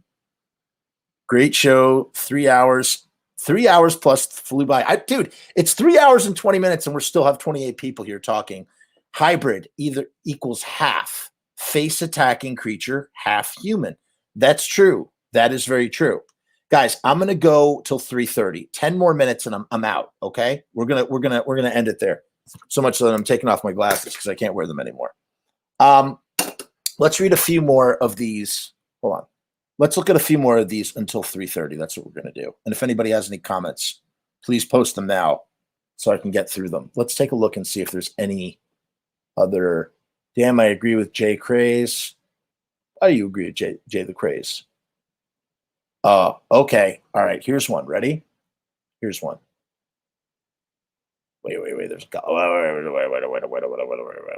it's about werewolves. To me, the song is just kind of about Glenn caring enough about someone that when they're in a dangerous or stressful situation, hence the screaming thing, he wants to go through it with you. If you're going to scream with me. At times, I almost interpret it as he wants to look out for you and understand you. Have a hybrid moment is like us understanding each other, maybe. Interesting theory. I don't know, but interesting theory. Someone says, I once was in a relationship with a girl who was a survivor of sexual assault. It was after several months into this relationship that I heard this song for the first time. It startled me how deeply the song resonated with some of my most acute sentiments at the time. To expand on this interpretation by I Have the Brains to, I believe that the Misfits here, as elsewhere, are using macabre horror genre lyrics as the poetry of real emotional experience. Yeah, there are, yes, which is what Blitzkid does, frankly, with their songs too. That's an extension of that. Just like in Saturday Night, but that's a whole different thing than that. They conflate a retro version. In my experience, the hybrid moment is when the horror of the past experience floods into the present. Whoa. All right, here we go, guys. We're getting into the meat of this. Johnny Bob Goldstein says Samhain was better. So can't someone just ask Glenn? Could, I should text Steve and ask him if he ever asked Glenn, see what he says. Thanks so much for going live tonight and being chill. It really helps us during these months and years. Hey, Candy Cane, got a ton of content on my channel. Oh, you said you've been in previous live streams, so keep friggin'. I'll keep posting it if you keep watching. Much appreciated, truly. Let me finish. This is interesting. In my experience, the hybrid moment is when the horror of past experience floods into the present, forming a hybrid experience in which one relives past pain even while trying to thrive in the present. So the singer is reaching out to the woman he loves, telling her that he understands why sometimes she has panic attacks or breakdowns or hysterias or post-traumatic crises even, and perhaps especially during some of their most intimate moments. but to please not lose sight of him right there. Hence his reminder that moments like this never last. And his plea in hybrid moments, give me a moment. Whoa! Boom! That one might be my favorite. This is a much more complicated, nuanced version of what I think is the most likely one, which is the hybrid moment of pain and pleasure. Wow, that is fucking deep. That is so good. That was so well done. In hybrid moments, give me a moment. I'm sure there's a lot of painful life situations besides the ones mentioned about that would cause strange creatures to occasionally open up the door to buried dimensions and take possession of our faces, bodies, and feelings, even against our will or our desire to heal. And then tie that in with the horror movie Fiend Without a Face, Russell. Boom! There we go. There you go. Someone says, honestly, sounds like someone getting off on torturing, kind of like the Dean Koontz antagonist. Holy shit, I sound smart. Let's see here. And I think that is basically it. Do we have any other comments? Yeah, we got that one. I think the Misfits are good coping songs for multiple things, and Glenn is a sweetheart secretly. You might be right. Or he just might love violence. One of the two. Hey, you like my pumpkins? They're really scary. I really like them. Okay, here's one. Okay, I think this song is about how basically people live their lives and are completely fucking miserable, and music becomes a form of escapism. Ooh, baby, when you cry, your face is momentary. You hide your look behind these scars. It's saying that you have a bad life and you're trying to hide this fact. Don't let your face show your true emotions. You hide your looks behind these scars. If you're going to scream, scream with me. Moments like this never last. When do creatures rape your face? Hybrids open up the door. They're at a concert. If you're going to scream, scream with me. They're letting loose all their frustrations. Live in the moment. No way. And that was written by Poop Face. Poop Face, I think you don't know what you are talking about. Okay, the song is about basically how people live their lives. Right, we already did that part. I have always interpreted it as being about rape from the point of view of the rapist. Give me a moment is a reassurance to the victim that his experience will be over and you might as well scream in terror while I scream for my climax. That is the hybrid moment as well. Also, your face is momentary is a reference to the victim thrashing about and making horrific expressions. Oh, your face is momentary is horrific expressions. With her face as the rapist captures each expression momentarily until the next, almost using your eyeballs as like a camera. Creatures rape your face is a reference to how the rapist feels. Oh my God. Creatures rape your face is a reference to how the rapist feels that he is something more or less than human, almost a monster, quite literally a serial killer, which the song could also be about. Hybrids open up the door, and hybrid moments refers to the terror and horror of the experience. So maybe hybrids is just really pluralizing hybrid moments. Hybrids open up the door, right? Let it in. Both. The old songs were quite hard to figure out, whereas Walk Among Us songs were a bit more face value. Neon, I totally agree. For the most part, I totally agree. Because we were trying to decipher Green Hell and we could not. But that's partially because we didn't have the lyrics. We didn't know what the lyrics were. Someone writes very simply, I love this. A monster fucking a girl, winky face. Yeah, I mean, yeah, that works too, technically. Personally, for me, yeah, no, that's not even worth reading. I think of it as a hybrid. That is the joining of the two aspects of pain and pleasure. There you go. That's it again. He sings, if you're going to scream, scream with me. It's about this girl screaming in horror, like a horror film, and there's the pleasure, pain of the moment, but it won't last. Moments like this never last. The mouth rape and the crying girl is all a part of these fractions of moments, but then the moment is over. So he's saying, give me a moment again and again. I guess I agree somewhat with the rapist interpretation, but I think it's more like a fantasy that he's thinking about while watching a horror flick, or maybe combining his own experiences with memory. Do a reaction vid as you watch and listen to the Art of Illusion, please. I don't think I've ever done a reaction video. I sort of did. Well, I kind of did a little bit of it last week with we reacted to the final live show. As we count down to our final minute here, still with 28 people left at 12:30, I just want to say thank you so much to everybody who came and chatted and hung out tonight, because that's what these shows are. When we get everybody talking, we're all just really just hanging out and talking about one of our favorite bands, and it's a lot of fun. I have so much fun doing this, and like I said, subscribe, yada yada yada. Neon says Glenn watched too much TV. He sure did. He was a TV casualty. If you watch earlier in this episode, we talk about that. But just remember that we got more episodes of the show coming up. I have a like and a subscribe here. Thank you. Hey, thank you for the subscribe. Please subscribe if you are not subscribed. If you're going to subscribe with me.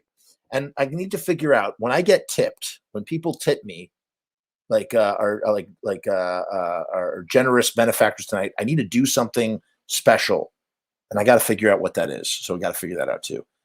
Eric says, I really wonder what Glenn Danzig would think of all these interpretations of his lyrics. He'd probably just laugh and be like, oh, you fucking idiot. You don't know what it's about. But, who knows? Love you, Uncle Glenn. Love you, everybody. Thank you so much.